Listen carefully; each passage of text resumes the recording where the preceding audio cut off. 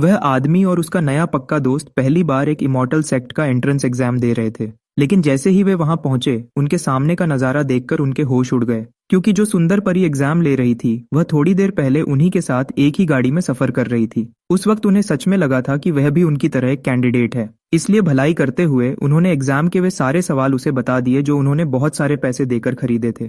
किसने सोचा था कि वह ही असली चीफ एग्जामिनर निकलेगी। उन दोनों को लगा कि अब तो उन्हें तुरंत ही बाहर निकाल दिया जाएगा। लेकिन स्पिरिचुअल रूट टेस्ट के दौरान उसके दोस्त ने किसी तरह 10,000 सालों में एक बार मिलने वाला प्योर यांग बैचलर स्पिरिचुअल रूट जगा लिया। और उस आदमी ने खुद एक बहुत ही अनोखा सोर्ड स्पिरिचुअल रूट जगा लिया। उसका नाम लू यांग था और वह इस दुनिया में 10 साल से भी ज्यादा समय से रह रहा था। आज पहली बार वह किसी इमॉर्टल सेक्ट का एंट्रेंस एग्जाम दे रहा था। रास्ते में लू यांग की मुलाकात मेंग जिंगजो से हुई। मेंग जिंगजो भी टाओ सीकिंग सेक्ट के एंट्रेंस एग्जाम के लिए जा रहा था, इसलिए उसने लू यांग को अपनी गाड़ी में बैठने के लिए कहा। दोनों की आपस में बहुत जल्दी दोस्ती हो गई और वे अच्छे दोस्त बन गए। आधे रास्ते में अचानक तेज बारिश शुरू हो गई और उन्हें एक बहुत ही सुंदर औरत मिली। क्योंकि वे पहले ही टाओ सीकिंग पहाड़ के पास पहुंच चुके थे, दोनों ने सोचा कि वह भी एक कैंडिडेट है, इसलिए उन्होंने उसे बारिश से बचने के लिए अपनी गाड़ी में बुला लिया। उस औरत ने मना नहीं किया। गाड़ी में आने के बाद उसने बड़े प्यार से अपना नाम बताया। मेरा नाम युंजी है। आप दोनों का बहुत शुक्रिया, मेंग जिंगजो ने तुरंत मुस्कुराते हुए कहा। फिर तो यह किस्मत की बात है। भाई लू और मैं अभी टाओ सीकिंग एंट्रेंस टेस्ट के बारे में ही बात कर रहे थे। मिस युंजी, आप भी सुन लीजिए, शायद आपके काम आ जाए। फिर उसने वह सब कुछ बता दिया जो उसने सुना था। टाओ सीकिंग सेक्ट 5 बड़े इमॉर्टल सेक्ट्स में से एक था और वहां एडमिशन मिलना बहुत मुश्किल था। पहला, अप्लाई करने वाले की उम्र 16 साल से कम होनी चाहिए। दूसरा, उनका स्पिरिचुअल रूट बहुत कमजोर नहीं होना चाहिए। और आखिर में उन्हें 2 टेस्ट पास करने होंगे। पहला टेस्ट एक फैसले के बारे में था। जब एक उड़ती हुई तलवार आउट ऑफ कंट्रोल हो जाए तो कैंडिडेट को 2 रास्तों में से एक को चुनना होगा। या तो तलवार को 5 लोगों को मारने दिया जाए या फिर उसका रास्ता बदलकर उसे सिर्फ एक आदमी की तरफ मोड़ दिया जाए। दूसरा टेस्ट ईमानदारी का था। कैंडिडेट को एक ऐसे आईने के सामने खड़ा होना पड़ेगा जो सच और झूठ का पता लगा सके। हर सवाल का सच सच जवाब देना होगा, झूठ बोलने की बिल्कुल इजाजत नहीं थी। दोनों टेस्ट पास करने के बाद ही कोई टाओ सीकिंग सेक्ट का चेला बन सकता था। क्योंकि लू यांग का यह पहला एग्जाम था, वह बड़े ध्यान से सुन रहा था और उसने तुरंत सवाल पूछने के लिए अपना हाथ उठाया। लेकिन युंजी ने भी अपना हाथ उठा दिया, इसलिए मेंग जिंगजो ने पहले लड़कियों को मौका देने का सोचा और उसे बोलने दिया। युंजी ने उसे एक अजीब तरीके से देखा और कहा, इस टेस्ट की बातें तो सेक्ट के राज हैं। क्या मैं पूछ सकती हूँ कि यंग मास्टर मेंग ने यह सब कहाँ से सुना? मेंग जिंगजो ने बड़े स्टाइल से अपना पंखा खोला। उस पंखे पर 2 बड़े शब्द लिखे थे, मैं अमीर हूँ। मैं आप दोनों से कुछ नहीं छुपाऊंगा। मैंने टाओ सीकिंग सेक्ट के एक एल्डर को बहुत सारे पैसे देकर यह जानकारी खरीदी है। आज हम किस्मत से मिले हैं, इसलिए मैं आपको बता रहा हूँ, पर किसी और को मत बताना। लू यांग वहां हैरान रह गया। क्या यह सीधे सीधे चीटिंग नहीं थी? वे सेक्ट के बहुत पास पहुंच चुके थे। अगर किसी ताकतवर कल्टीवेटर ने उनकी बातें सुन ली तो एग्जाम शुरू होने से पहले ही उनका खेल खत्म हो जाएगा। मेंग जिंगजो ने जल्दी से अपना मुंह बंद किया और बोला, भाई लू, शांति रखो। मेरी गाड़ी कोई आम गाड़ी नहीं है, यह एक 3-नो गाड़ी है। लू यांग हैरान रह गया। यह 3-नो गाड़ी क्या होती है? मेंग जिंगजो ने समझाया। पहला, कोई रुकावट नहीं। इसके अंदर से बाहर का सब कुछ दिखता है, पर बाहर से अंदर कुछ नहीं दिखता। दूसरा, कोई झटका नहीं। इसके बेहतरीन शॉकर्स और 1000 मील चलने वाले जादुई घोड़े की वजह से खराब रास्ता भी बिल्कुल साफ लगता है। तीसरा, कोई पता नहीं लगा सकता। इस गाड़ी में प्राइवेसी मोड है, इसलिए बाहर से कोई भी अपनी शक्तियों से अंदर क्या चल रहा है यह नहीं जान सकता। सीधी बात यह है कि यह गाड़ी सेफ थी, आरामदेह थी और बहुत दूर तक जा सकती थी। तब जाकर लू यांग ने चैन की सांस ली।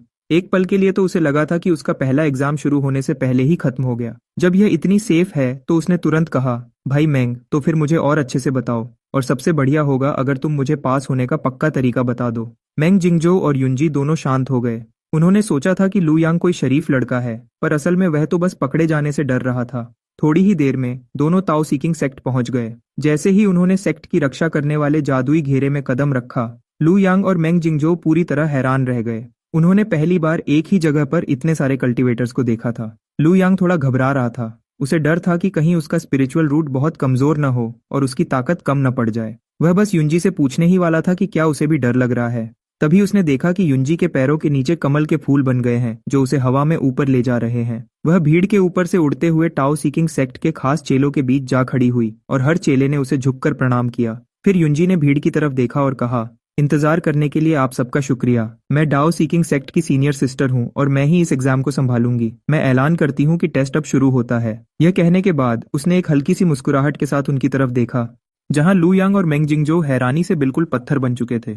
लू यांग के दिमाग में अब सिर्फ एक ही बात चल रही थी, सब खत्म हो गया, पूरी तरह खत्म। उन्होंने एग्जामिनर के सामने ही चीटिंग करने की बात की थी, क्या यह सीधे मौत को बुलावा देना नहीं था? उसने घबराकर मेंग जिंगजो की तरफ देखा। भाई मेंग, वह हमें तुरंत बाहर तो नहीं निकाल देगी ना? लेकिन मेंग जिंगजो के अंदर अचानक लड़ने का जज्बा जाग उठा। तुम किस बात से डर रहे हो? अगर उन्होंने हमें निकाल भी दिया तो हम इसे एक सबक समझेंगे, दिन रात मेहनत करेंगे, नई शक्तियां हासिल करेंगे, आसमान की बुलंदियों को छुएंगे और एक दिन इन पांचों बड़े इमॉर्टल सेक्ट्स को अपने सामने झुकने पर मजबूर कर देंगे। लेकिन लू यांग अभी भी परेशान था और उसने फिर से ऊपर सीनियर सिस्टर युंजी की तरफ देखा, क्योंकि उसने अभी तक उनका राज सबके सामने नहीं खोला था। इसका मतलब उनके पास अभी भी एक मौका था। आखिर लू यांग के पास इस जिंदगी में अपनी किस्मत बदलने का यही एक अकेला मौका था।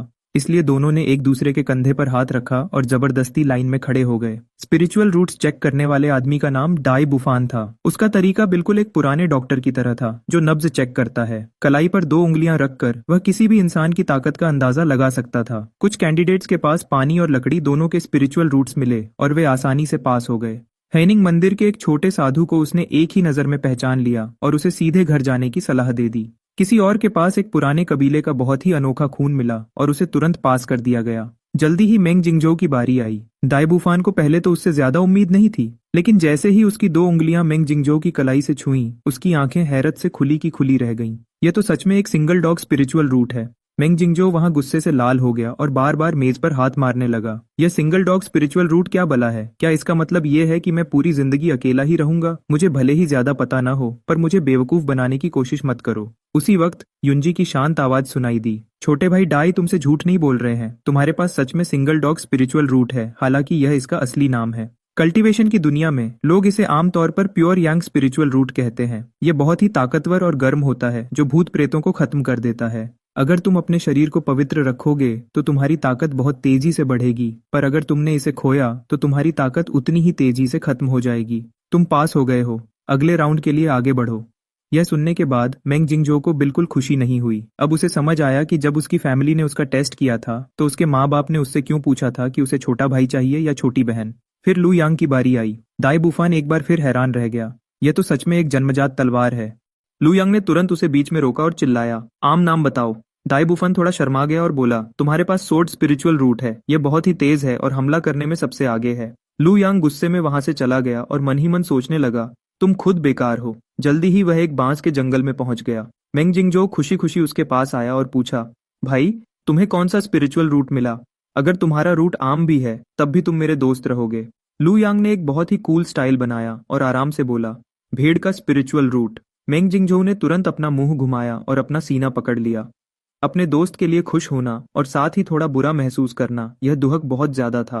लू यांग ने आगे बढ़कर उसकी पीठ थपथपाई और उसे दिलासा दिया, तो तुम नहीं चाहते कि तुम्हारा दोस्त परेशान हो, पर तुम उसे ऐश करते हुए भी नहीं देखना चाहते, है ना? जल्दी ही सीनियर सिस्टर युंजी सबके सामने आई और धीरे से बस एक बात कही, दूसरा राउंड अब शुरू होता है। जैसे ही उन्होंने अपनी बात खत्म की, अचानक हर तरफ घना कोहरा छा गया। लू यांग समझ गया कि यह राउंड सबको अलग करने के लिए है, इसलिए उसने मेंग जिंगजो की तरफ देखकर कहा, भाई मेंग, अब इस टेस्ट को पास करने के बाद ही मिलेंगे। थोड़ी दूर खड़े डाई बुफान ने कैंडिडेट्स की तरफ देखा और युंजी से कहा, इस साल काफी अच्छे बच्चे आए हैं, अगर वे इस दूसरे राउंड में हार गए तो बहुत बुरा होगा। उस पुराने कबीले के खून वाले लड़के का दिल बहुत साफ है और वे दोनों लड़के जिनके पास प्योर यांग और सोर्ड स्पिरिचुअल रूट हैं, वे भी अच्छे लग रहे हैं। देखकर ही लगता है कि वे ईमानदारी से आए हैं। युंजी मन ही मन सोचने लगी, उसने उन दोनों को गाड़ी में चीटिंग की बातें करते हुए साफ साफ सुना था, फिर भी उसने सबके सामने उनका राज नहीं खोला। इसके बजाय उसने अचानक पूछा, छोटे भाई डाई, क्या तुम जानते हो कि आजकल किस एल्डर के पास पैसों की कमी चल रही है? डाई बुफान हैरान दिखा और बोला, मैंने तो ऐसा कुछ नहीं सुना। आप ऐसा क्यों पूछ रही हैं सीनियर सिस्टर? युंजी ने आराम से कहा, मैंने सुना है कि किसी एल्डर ने 20 साल पहले के हमारे एग्जाम के सवाल बेच दिए हैं। जल्दी ही ताओ सीकिंग सेक्ट का दूसरा राउंड शुरू हो गया। यह राउंड ईमानदारी और लालच का टेस्ट था। सबसे पहले अंदर जाने वाला कैंडिडेट मंगू था, जिसके पास पुराने कबीले का खून था। वह एक पुरानी कुल्हाड़ी लेकर नदी के किनारे खड़ा था। उसने आराम से एक बार कुल्हाड़ी घुमाई और वह उसके हाथ से छूटकर नदी में गिर गई। अगले ही पल पानी में बुलबुले उठने लगे और एक सुंदर नदी का देवता बाहर आया, जिसके आसपास एक जादुई रोशनी थी। नौजवान, मैं नदी का देवता हूँ। जो तुमने अभी गिराया, क्या वह यह पुरानी कुल्हाड़ी थी? ये माउंटेन स्प्लिटिंग एक्स या फिर यह हेवन स्प्लिटिंग एक्स? बिना कुछ सोचे मांगू तुरंत बोल उठा, वह पुरानी कुल्हाड़ी थी। नदी का देवता मुस्कुराया, कितना ईमानदार नौजवान है। अगर ऐसा है तो ये तीनों कुल्हाड़ियां तुम्हारी हैं। और इस तरह मांगू ने आसानी से दूसरा राउंड पास कर लिया। घेरे के बाहर खड़ा डाइबूफान बहुत खुश दिख रहा था। उसे पक्का यकीन था कि मांगू अपने साफ दिल की वजह से इस राउंड को जरूर पास कर लेगा। असल में इस टेस्ट को पास करने के लिए तीनों कुल्हाड़ियां हासिल करनी थीं और इसका तरीका नदी के देवता के सवाल का सच सच जवाब देना था। जल्दी ही लू यांग की कुल्हाड़ी भी नदी में गिर गई और नदी का देवता फिर से बाहर आया। नौजवान, मैं नदी का देवता हूँ। जो तुमने अभी गिराया, क्या वह यह पुरानी कुल्हाड़ी थी, यह माउंटेन स्प्लिटिंग एक्स थी, या फिर यह हेवन स्प्लिटिंग एक्स थी? लू यांग ने तीनों कुल्हाड़ियों को देखा और फिर नदी के देवता की तरफ ऐसे देखने लगा जैसे वह किसी बेवकूफ को देख रहा हो। बूढ़े बाबा, क्या तुम पागल हो? इनमें से 2 कुल्हाड़ियां तो साफ तौर पर तुम्हारी हैं। क्या तुम्हें नहीं पता कि तुम्हारी कौन सी है? तुम मुझसे क्यों पूछ रहे हो? नदी के देवता की मुस्कुराहट गायब हो गई और उसे समझ नहीं आया कि क्या जवाब दे। वह बस लू यांग की बात पर हाँ मिलाते हुए बोला, मुझे सच में नहीं पता कि मेरी कौन सी 2 कुल्हाड़ियां हैं। लू यांग ने उसे शक की नजर से देखा।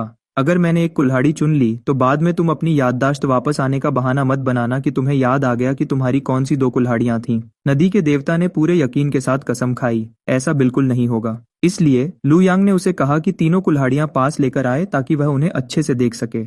लेकिन जैसे ही तीनों कुल्हाड़ियां लू यांग के हाथ में आईं, उसने तुरंत बात बदल दी। तुमने अभी मुझसे क्या पूछा था? रिवर स्पिरिट ने बिना सोचे जवाब दिया। जो तुमने अभी गिराया था, क्या वह पुरानी कुल्हाड़ी थी, spiritual weapon mountain splitting axe थी, या फिर immortal weapon heaven splitting axe थी? जैसे ही उसने यह बात बोली, लू यांग ने तीनों कुल्हाड़ियां नदी में फेंक दी। सॉरी, अब ये तीनों कुल्हाड़ियां वही हैं जो मैंने गिराई हैं। रिवर स्पिरिट गुस्से के मारे अपने दांत पीस रहा था, लेकिन वह नियम नहीं बदल सकता था, इसलिए उसके पास लू यांग को जाने देने के अलावा कोई रास्ता नहीं था। जब मेंग जिंगजो की बारी आई तो जैसे ही कुल्हाड़ी नदी में गिरी, वह भी उसके पीछे नदी में कूद गया। रिवर स्पिरिट बिल्कुल हैरान रह गया। उसने अपनी जिंदगी में पहली बार ऐसा कुछ देखा था। जब वह होश में आया तो उसके चेहरे का रंग उड़ गया। पता चला कि इस राउंड का नियम बहुत आसान था। अगर कोई भी आम चीज नदी में गिरती तो उसके 3 रूप बन जाते, आम, स्पिरिचुअल और इमॉर्टल। नदी से धीरे धीरे 3 लोग बाहर निकले और वे सब बिल्कुल मेंग जिंगजो जैसे दिखते थे, बस उनकी ताकत बिल्कुल अलग थी। एक इमॉर्टल मेंग जिंगजो था, एक बड़ा कल्टीवेटर मेंग जिंगजो था और आखिरी खुद आम मेंग जिंगजो था। तीनों मेंग जिंगजो एक साथ बोले, यह मुझे दे दो, और इस तरह तीनों कुल्हाड़ियां उसकी हो गईं। मेंग जिंगजो आराम से राउंड पास कर गया और खुशी से कूदते हुए लू यांग के पास आया। भाई लू, मैं पास हो गया। लू यांग भी उतना ही खुश था और दोनों एक दूसरे के गले में हाथ डालकर अगले राउंड की तरफ चल दिए। टाओ सीकिंग सेक्ट के चेले दूसरा राउंड पास करने के बाद लू यांग और मेंग जिंगजो को घूरते रह गए। वे काफी देर तक कुछ बोल नहीं पाए और युनजी को भी एक बुरा इशारा मिला। अगर ये दोनों सच में टाओ सीकिंग सेक्ट में शामिल हो गए तो सेक्ट में कभी शांति नहीं रहेगी। उसी वक्त दूसरे राउंड का इंचार्ज रिवर स्पिरिट गुस्से में वहां आया, क्योंकि उसने अपनी जिंदगी में कभी ऐसी बेइज्जती नहीं झेली थी। वह गुस्से में भागा हुआ आया और उसने कसम खाई कि वह उन दोनों लड़कों को मजा चखाएगा। टाओ सीकिंग सेक्ट के चेले तुरंत गुस्से में लाल रिवर स्पिरिट को रोकने के लिए आगे बढ़े। वह चिल्लाया, मुझे मत रोको, मैं उनके हाथ पैर तोड़ दूंगा, फिर उन्हें जोड़ूंगा और फिर 100 बार और काटूंगा। आखिर में दाइबूफान को खुद आगे आकर उसे शांत करना पड़ा। सीनियर रिवर स्पिरिट, आप चिंता मत कीजिए, तीसरा टेस्ट मैंने खुद डिजाइन किया है, वह उन दोनों को जरूर मजा चखाएगा। जब दाइबूफान ने पूरे भरोसे के साथ कसम खाई, तब जाकर रिवर स्पिरिट ने बात को छोड़ा। फिर भी रिवर स्पिरिट ने पूछा, तो आखिर तुम्हारा टेस्ट है क्या? दाइबूफान ने पूरे कॉन्फिडेंस के साथ अपनी हथेली आगे बढ़ाई और उसके हाथ में एक छोटा सा पहाड़ दिखा। इस चीज का नाम हार्ट क्वेश्चनिंग माउंटेन है। यह सेक्ट के एल्डर्स का बनाया हुआ एक अनोखा जादू है। हार्ट क्वेश्चनिंग माउंटेन पर इमॉर्टल और आम लोग बराबर होते हैं और सबकी शारीरिक ताकत एक जैसी हो जाती है। सीनियर, आप बस देखते रहिए कि वे दोनों लड़के कैसे परेशान होते हैं, दाइबूफान ने पूरे भरोसे के साथ कहा। जब सब लोग पहाड़ के नीचे पहुंचे, दाइबूफान ने आखिरी राउंड के नियम बताना शुरू किया। आपको हार्ट क्वेश्चनिंग माउंटेन पर चढ़ना होगा। आप जितना ऊपर चढ़ेंगे, आपका दिमाग उतना ही मजबूत माना जाएगा। इस टेस्ट के लिए कोई टाइम लिमिट नहीं है। मैजिकल खजाने या हथियार, आप कुछ भी यूज कर सकते हैं। बस जैसे ही आप 50वें कदम पर पहुंचेंगे, आप पास हो जाएंगे। जैसे ही उसने अपनी बात खत्म की, मेंडो सबसे पहले आगे बढ़ा। पहले 10 कदम उसके लिए आसान थे, लेकिन जब तक वह 29वें कदम पर पहुंचा, उसकी पीठ से पसीना बहने लगा था। उसके पास रुकने के अलावा कोई रास्ता नहीं था। वह सीढ़ियों पर आराम करते हुए जोर जोर से हाँफ रहा था। मेंडो को इस तरह परेशान होते देख सबको तुरंत समझ आ गया कि इस पहाड़ पर चढ़ना आसान नहीं होगा और सब डर गए। मेंग जिंगजो के पास भी इस राउंड के लिए कोई अच्छा तरीका नहीं था, इसलिए वह लू यांग को अपना दिमाग शांत रखने का तरीका सिखाना चाहता था ताकि उसके दिमाग में बुरे ख्याल ना आए। लेकिन लू यांग ने अपना सिर हिलाया और मना कर दिया। यह देखकर कि दोनों कोई नया अजीब प्लान बना रहे हैं, दाइबूफान मन ही मन हंसा। हार्ट क्वेश्चनिंग माउंटेन पर तुम्हारे लिए बचने का कोई रास्ता नहीं है। अगर तुम अपने पैरों से एक एक कदम आगे नहीं बढ़ोगे तो तुम इस राउंड में बिल्कुल पास नहीं हो सकते। टेस्ट को अच्छे से देने के लिए मेंग जिंगजो ने पहले अपने दिमाग को शांत करने का तरीका अपनाया और खुद को तैयार किया। उसी वक्त वह ध्यान लगाने की हालत में चला गया। उसके दिमाग में कोई फालतू ख्याल नहीं था, जैसे वह कुदरत का ही एक हिस्सा बन गया हो। लेकिन जैसे ही उसे नींद आने लगी, एक जोरदार मुक्के ने उसे तुरंत जगा दिया। मेंग जिंगजो ने अपनी आंखें खोलीं और लू यांग को उदास चेहरे से देखा। भाई लू, तुमने मुझे क्यों मारा? लू यांग ने सीढ़ियों पर चढ़ने की कोशिश कर रहे बाकी लोगों की तरफ इशारा किया और गुस्से में बोला, तुम्हें अभी भी पूछने की हिम्मत है? मैंने अपना काम पूरा कर लिया, मैंने ड्राइंग भी बना ली और मैं 2 घंटे से तुम्हारा इंतजार कर रहा हूँ। देखो बाकी सब कितना ऊपर पहुंच गए हैं। तब जाकर मेंग जिंगजो होश में आया। उसने जल्दी से लू यांग का हाथ पकड़ा और आगे बढ़ने के लिए तैयार हुआ, लेकिन लू यांग ने उसे रोक दिया। क्या तुम्हारे पास कोई ऐसी तेज मैजिकल चीज है जो पेड़ों को काट सके? मेंग जिंगजो ने यह सुना और अपने कपड़ों से एक खंजर निकाला। भाई, मेरे पास है। मेरे परिवार के एक एल्डर ने मुझे बचाव के लिए यह दिया था। यह दिमाग की सोच से चलता है और लोहे को भी मिट्टी की तरह काट देता है। लू यांग ने खुशी खुशी उससे खंजर छीन लिया। बहुत बढ़िया। इस चीज के होते हुए हमें पहाड़ पर चढ़ने के इस बेकार तरीके से परेशान नहीं होना पड़ेगा। और सच कहूं तो भाई मेंग, मैं इस राउंड का असली मतलब समझ गया हूं। ये राउंड असलियत में दिमाग का टेस्ट ले रहा है। मेंग जिंगजो हैरान रह गया। पहाड़ पर चढ़कर किसी के दिमाग का टेस्ट लेना तो सबसे आम एग्जाम है। इसमें तो हिम्मत के साथ एक एक कदम चढ़ना होता है। इसका दिमाग से क्या लेना देना? लू यांग ने तुरंत एक ब्लैक बोर्ड खोला और पूरे भरोसे के साथ बोला, भाई मेंग, मेरे पास इसका सबूत है। सीनियर ब्रदर ने नियम बताते वक्त ही इसका इशारा दे दिया था। उन्होंने अभी जो कहा उसमें बार बार जोर दिया कि जब तक हम मंजिल तक पहुंचेंगे तरीका कोई भी हो फर्क नहीं पड़ता। पास खड़े होकर यह सुनते ही दाई बुफान का दिमाग घूम गया। इसका मुझसे क्या लेना देना है? इससे पहले कि वह कुछ समझ पाता, सीनियर सिस्टर युनजी ने उसकी तरफ देखा और धीरे से कहा, मैंने नहीं सोचा था कि तुमने टेस्ट में इतना समझदारी वाला नियम रखा होगा। क्योंकि सीनियर सिस्टर ने पहले ही उसकी तारीफ कर दी थी, तो डाई बुफान ने झूठे मन से हाँ कह दिया। हाँ, आखिरकार रास्ता ढूंढने का जज्बा और रास्ता ढूंढने का तरीका दोनों ही जरूरी हैं। लेकिन पास खड़े बाकी चेले उसकी चालाकी समझ गए थे। उनका सीनियर ब्रदर बस हार्ट क्वेश्चनिंग माउंटेन का दिखावा करना चाहता था, इसलिए उसने कुछ फालतू बातें बोल दी थीं। डाई को मैजिकल चीजों का दिखावा करना पसंद था और सीनियर सिस्टर ने सच में उसकी बात पर यकीन कर लिया था। जब दाई बुफान ने उन्हें पीछे धीरे धीरे बातें करते सुना तो उसने थोड़ा सा अपना सिर घुमाया और उन जूनियर भाइयों को घूर कर देखा, जिससे वे खुद ही चुप हो गए। इस बीच मेंग जिंगजो की तरफ सीढ़ियों पर कुछ कदम चढ़ने के बाद वह तुरंत वापस वहां कूद गया जहां से उसने शुरू किया था। तब जाकर उसे हैरानी से समझ आया कि लू यांग बिल्कुल सही कह रहा था। जब तक उसके पैर पत्थर की सीढ़ियों को नहीं छुएंगे, उसके शरीर पर कोई दबाव महसूस नहीं होगा। तो हर बड़े प्लान में कोई ना कोई कमी होती है। भाई लू, तुम कमाल हो, लेकिन हम बिना जमीन पर पैर रखे 50वें कदम तक कैसे पहुंचेंगे? लू यांग ने तुरंत उसे अपनी बनाई हुई ड्राइंग दिखाई। वह 7 नंबर के आकार की एक सीढ़ी थी। थोड़ी देर बात करने के बाद दोनों तुरंत काम पर लग गए। उस खंजर के सामने बड़े बड़े पेड़ भी कागज की तरह कमजोर थे। जल्दी ही मेंग जिंगजो को एक और परेशानी दिखी। हम इन दोनों लकड़ी के तख्तों को कैसे जोड़ेंगे? लू यांग ने खंजर लिया और लकड़ी के तख्तों को आपस में जोड़ने के लिए उन्हें काटने लगा और साथ ही समझाने लगा। इस बाहर निकले हिस्से को टेनन कहते हैं और इस अंदर धंसे हुए हिस्से को मॉर्टिस कहते हैं। इन्हें एक साथ जोड़ने पर मॉर्टिस और टेनन जॉइंट बनता है। इसकी सबसे बड़ी खासियत यह है कि इसमें कीलों की जरूरत नहीं होती, फिर भी यह चीज को बहुत मजबूत बना देता है। और इस तरह आधा दिन परेशान होने और बहुत सारे पेड़ काटने के बाद, फिर कई बार नाकाम होने और दोबारा कोशिश करने के बाद दोनों ने आखिरकार सीढ़ी बना ही ली। जब दाई बुफान ने उस खाली जमीन को देखा जो ऐसी लग रही थी जैसे जंगली सुअरों ने उसे कुतर दिया हो, तो उसने आखिरकार उसे छीन लिया और गुस्से में बोला, मेरा पहाड़, मेरे पेड़, मेरा मैजिकल खजाना तुम दोनों के इस तरह बर्बाद करने के लिए नहीं बना था। पास खड़े रिवर स्पिरिट ने तुरंत उसका मजाक उड़ाया। बहुत बढ़िया छोटे डाई, सेक्ट के लिए अच्छे लोग चुनने के लिए तुमने न सिर्फ हार्ट क्वेश्चनिंग माउंटेन के नियमों की कमी को सामने लाया, बल्कि इतने बड़े जंगल की कुर्बानी भी दे दी। तुम कितने महान हो। यहाँ तक कि सीनियर सिस्टर युनजी ने भी थोड़ा सा सिर घुमाया और उसकी तारीफ की। दाई बुफान, तुमने अच्छा काम किया। दाई बुफान को मजबूरन अपना गुस्सा पीना पड़ा। ये तो मेरा फर्ज था, लेकिन रिवर स्पिरिट का अभी भी उसे छोड़ने का कोई इरादा नहीं था। छोटे डाई, यहाँ इतने सारे लोगों में से सिर्फ उन दोनों लड़कों ने ही तुम्हारी मेहनत को सच में समझा है। तुम्हें आगे चलकर उनका अच्छा ख्याल रखना होगा। बोलते हुए उसने ऊपर इशारा किया।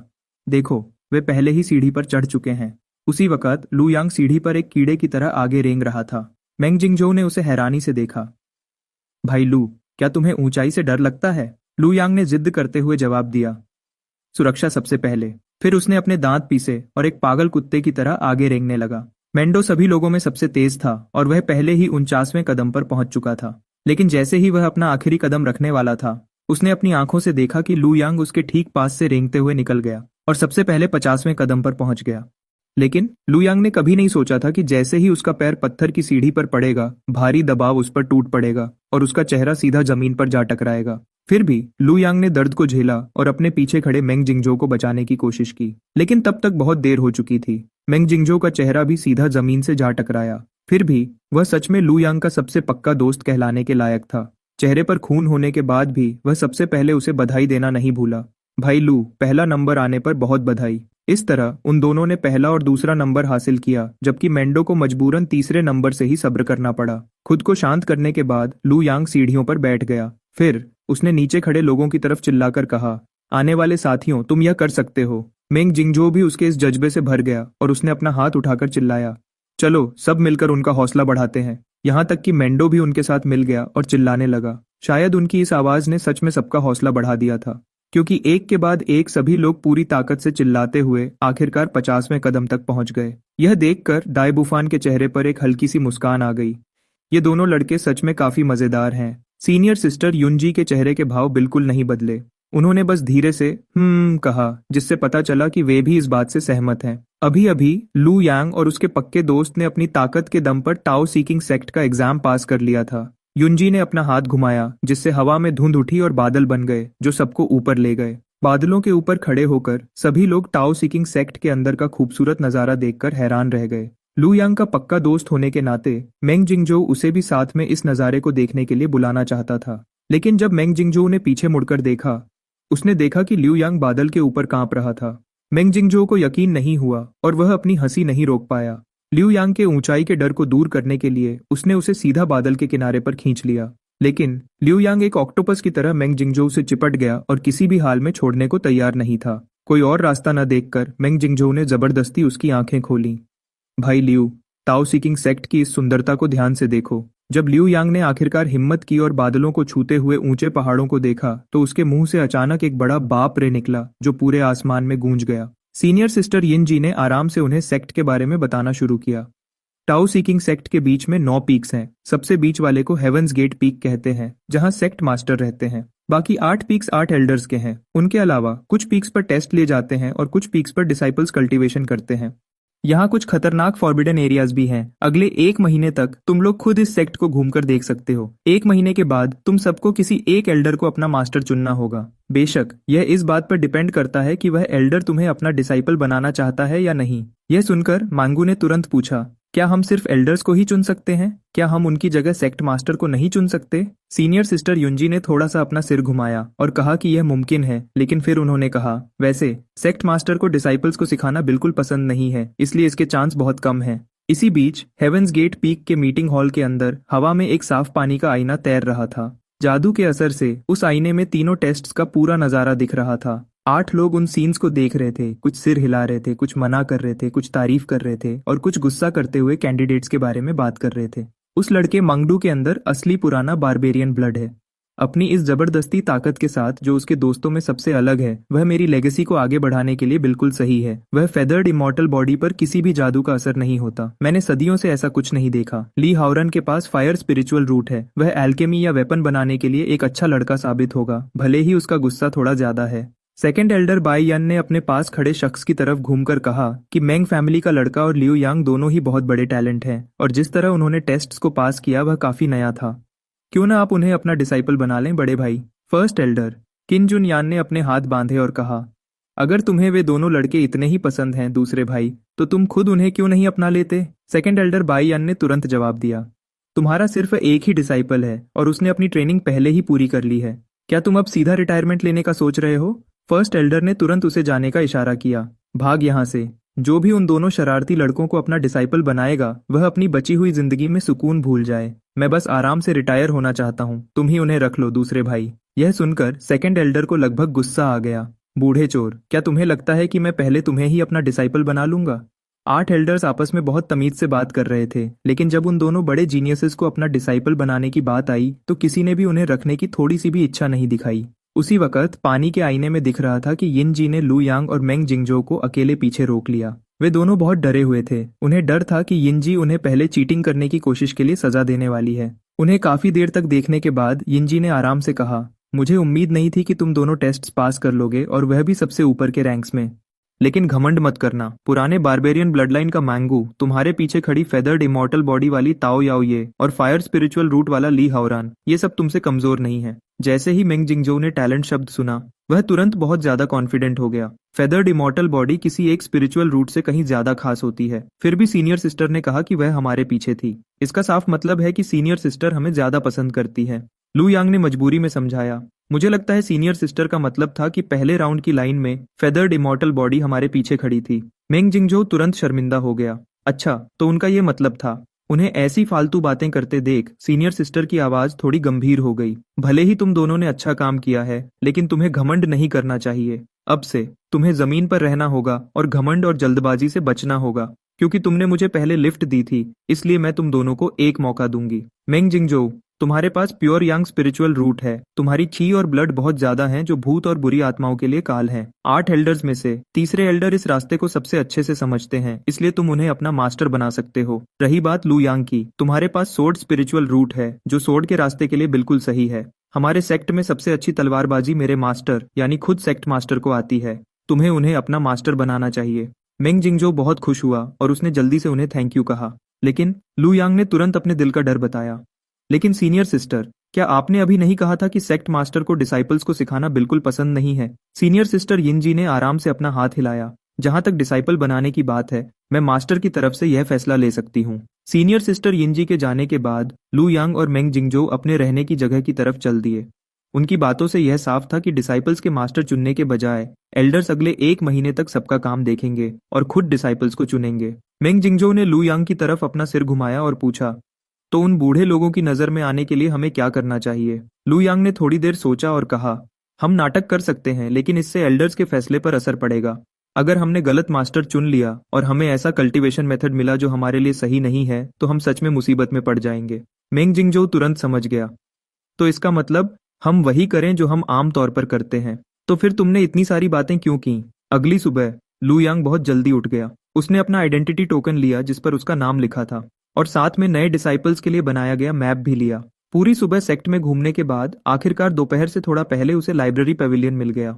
एक सीनियर ब्रदर दरवाजे पर खड़े थे। जब लू यांग ने उन्हें अपना नाम बताया, तो सीनियर ब्रदर ने नए पढ़ने वालों के लिए 3 नियम बताए। पहला, नए लोग सिर्फ पहली फ्लोर पर ही पढ़ सकते हैं। दूसरा, वह एक बार में सिर्फ एक ही बुक ले सकते हैं। और तीसरा, उन्हें बुक्स का ध्यान रखना होगा। अगर कोई बुक गंदी हुई तो उन्हें उसकी पूरी कीमत देनी होगी। अंदर बुक्स का बहुत बड़ा कलेक्शन था, जिसमें शुरुआत करने वालों की गाइड से लेकर कहानियां, कल्टीवेशन मैनुअल्स और वेपन बनाने के नोट्स तक सब कुछ था।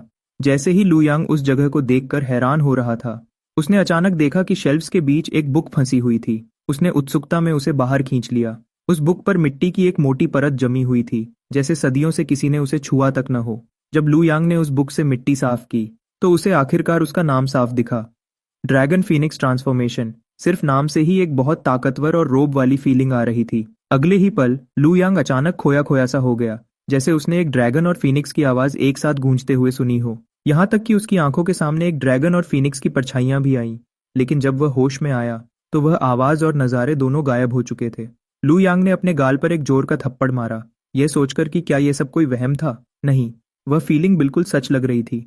शायद किसी कहानी के हीरो की तरह उसे कोई बड़ा छिपा हुआ मौका मिल गया था। लू यांग तुरंत एक्साइटेड हो गया और उसने पहला पेज खोला। लेकिन पेज का किनारा बहुत तेज था और गलती से उसकी उंगली कट गई। खून की कुछ बूंदें उस पेपर पर गिर गईं। अगले ही पल एक अजीब चीज हुई। उस पुरानी बुक से एक सुनहरी रोशनी निकली, जैसे अंदर बंद कोई चीज बाहर आने वाली हो। लू यांग को ऐसा लगा जैसे किसी बहुत ताकतवर चीज ने उसे घूरना शुरू कर दिया हो। वह फीलिंग और साफ होती गई और आखिरकार उस ताकतवर चीज ने बात की। सुनहरी रोशनी के बीच से एक आवाज आई, तुमने बुक गंदी कर दी। लू यांग ने उस आवाज का पीछा किया और देखा कि बोलने वाला कोई और नहीं बल्कि लाइब्रेरी पेविलियन के दरवाजे पर खड़ा सीनियर ब्रदर था। लेकिन लू यांग बहुत एक्साइटेड था और उसने तुरंत उन्हें दिखाते हुए कहा, सीनियर ब्रदर, ये बुक सच में कमाल की है। क्या आपने अभी वह नहीं देखा? यह सुनकर सीनियर ब्रदर ने उससे बुक छीन ली। इसमें ऐसा क्या कमाल है? वह सुनहरी रोशनी लाइब्रेरी पेविलियन के जादू की वजह से थी। यह उन बुक्स पर आती है जो गंदी हो जाती हैं। लेकिन जैसे ही उन्होंने बुक का नाम साफ देखा, उनका चेहरा बिल्कुल बदल गया। उन्होंने धीरे से कहा, यह तो वही फॉरबिडन बुक है। मुझे लगा था ऐसी बुक्स को पहले ही निकाल कर खत्म कर दिया गया था। इसे यहाँ किसने छिपाया? जब लू यांग ने यह सुना तो वह खुशी से झूम उठा। उसने सोचा नहीं था कि उसकी किस्मत इतनी अच्छी होगी कि लाइब्रेरी पेविलियन में आते ही उसे एक पुरानी फॉरबिडन बुक मिल जाएगी। तो उसने जल्दी से पूछा, सीनियर ब्रदर, यह आखिरकार किस तरह की बुक है? सीनियर ब्रदर के चेहरे के रंग बदलने लगे और आखिरकार उन्होंने बताया, इस बुक में ड्रैगन्स और फीनिक्सेस के मिलने के बारे में बहुत बारीकी से लिखा गया है। क्योंकि इसमें सब कुछ बहुत ज्यादा बारीकी से था, इसलिए ड्रैगन क्लैन और फीनिक्स क्लैन ने इसकी शिकायत की थी और तब से इसे फॉरबिडन बुक बना दिया गया। लू यांग तुरंत चुप हो गया। तो इसका मतलब ये बस एक अजीब सी अडल्ट बुक थी और वह सोच रहा था कि उसे कोई बड़ा छिपा हुआ मौका मिल गया है। उसी वक्त लू यांग को अचानक याद आया कि बुक गंदी करने का मतलब था कि उसे पैसे देने पड़ेंगे। तो उसने बिना किसी शर्म के पूछा, सीनियर ब्रदर, क्योंकि यह मेरी पहली गलती है, क्या आप इसे जाने दे सकते हैं? सीनियर ब्रदर ने गुस्से से देखा और चुपचाप उस बुक को अपनी आस्तीन में छिपा लिया। कैसी dragon phoenix transformation? Dao seeking sect एक सच्चा और अच्छा सेक्ट है। हमारे पास ऐसी कोई फॉरबिडन बुक कैसे हो सकती है? फालतू बातें मत करो। ऐसी बातों से ड्रैगन क्लैन और फीनिक्स क्लैन दोनों गुस्सा हो सकते हैं। लू यांग तुरंत समझ गया। सीनियर ब्रदर उस बुक के बारे में सब छिपाना चाहते थे। यह तो बहुत अच्छा हुआ क्योंकि अब लू यांग को पैसे नहीं देने पड़ेंगे। सीनियर ब्रदर की मदद से लू यांग को आखिरकार इस कॉन्टिनेंट के बारे में बताने वाली बुक्स मिल गईं। इंसान ज्यादातर सेंट्रल कॉन्टिनेंट पर रहते हैं। वहां सबसे बड़ी ताकत ग्रेट सिया डायनेस्टी थी, जबकि सबसे मजबूत सेक्ट्स में डाओ सीकिंग सेक्ट और बाकी 5 बड़े इमॉर्टल सेक्ट्स आते हैं जो अच्छे रास्ते पर चलते हैं। उनके अलावा वहां कुछ बुरे डिमोनिक कल्टिवेटर्स भी थे जो खून खराबा करते थे और वे डीमन रेस से भी ज्यादा खतरनाक थे।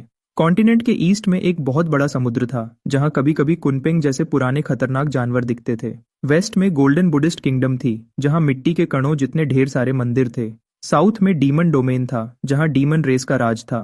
ड्रैगन क्लैन और फीनिक्स क्लैन वहां के मालिक थे और उनकी अक्सर ग्रेट सिया डायनेस्टी से लड़ाई होती रहती थी। नॉर्थ में सबसे ठंडी जगह थी, एक ऐसी बर्फ की जगह जहां बर्फ कभी नहीं पिघलती और इंसान लगभग न के बराबर थे। वहां सिर्फ बहुत ताकतवर लोग ही रहते थे। शाम तक जब लू यांग के पेट में चूहे कूदने लगे तब उसे याद आया कि उसने दिन भर से कुछ नहीं खाया था। तब तक लाइब्रेरी पेविलियन के दरवाजे पर खड़े सीनियर ब्रदर की जगह एक सीनियर सिस्टर आ चुकी थी। लू यांग ने तमीज से पूछा, सुनिए सीनियर सिस्टर, मैं एक नया डिसाइपल हूँ जो कल ही आया हूँ और मुझे अभी इस सेक्ट के बारे में ज्यादा नहीं पता, इसलिए मैं आपसे कुछ पूछना चाहता था। मैप पर सिर्फ 100 रिफाइनमेंट पीक लिखा है, क्या डाइनिंग हॉल वहीं पर है? सीनियर सिस्टर ने अपनी नजरें घुमाई और ऐसा लगा जैसे उन्हें लोगों से बात करने में बहुत डर लगता है। अपना सिर झुकाकर उन्होंने धीरे से कहा, तो तुम नए जूनियर ब्रदर हो। मैं यहाँ पहले से हूँ, इसलिए मैं तुम्हें डाइनिंग हॉल में खाने की सलाह नहीं दूंगी। लू यांग थोड़ा हैरान हुआ, क्यों? क्या डाइनिंग हॉल में कोई गड़बड़ है? लू यांग थोड़ा हैरान हुआ, क्यों? क्या डाइनिंग हॉल में कोई गड़बड़ है? सीनियर सिस्टर ने धीरे से समझाया, क्योंकि 100 रिफाइनमेंट पीक पर वेपन्स बनाए जाते हैं और डाइनिंग हॉल के शेफ्स सबसे अच्छे वेपन बनाने वाले हैं, इसलिए वे आग को कंट्रोल करने में बहुत माहिर हैं। उनके बनाए हुए स्टीम्ड बन्स पहाड़ों को चीर सकते हैं, चावल के दाने छोटे हथियार बन सकते हैं और उनकी फ्राइड डॉग स्टिक्स लोहे के शरीर को भी तोड़ सकती हैं। ये बातें सुनकर लू यांग की पीठ में एक ठंडक सी दौड़ गई। उसी वक्त सीनियर सिस्टर ने आगे कहा, और डाइनिंग हॉल में खाने के लिए स्पिरिट स्टोन्स लगते हैं। और तुम्हें देखकर लगता नहीं है जूनियर ब्रदर कि तुम्हारे पास स्पिरिट स्टोन्स होंगे। लू यांग लगभग टूट सा गया। उसे एक ही नजर में पहचान लिया गया था। क्या उसका गरीब होना इतना साफ दिख रहा था? लेकिन उसके इस रिएक्शन से डरने वाली सीनियर सिस्टर थोड़ा घबरा गईं। उन्होंने जल्दी से उसे धीरे से समझाया, परेशान मत हो।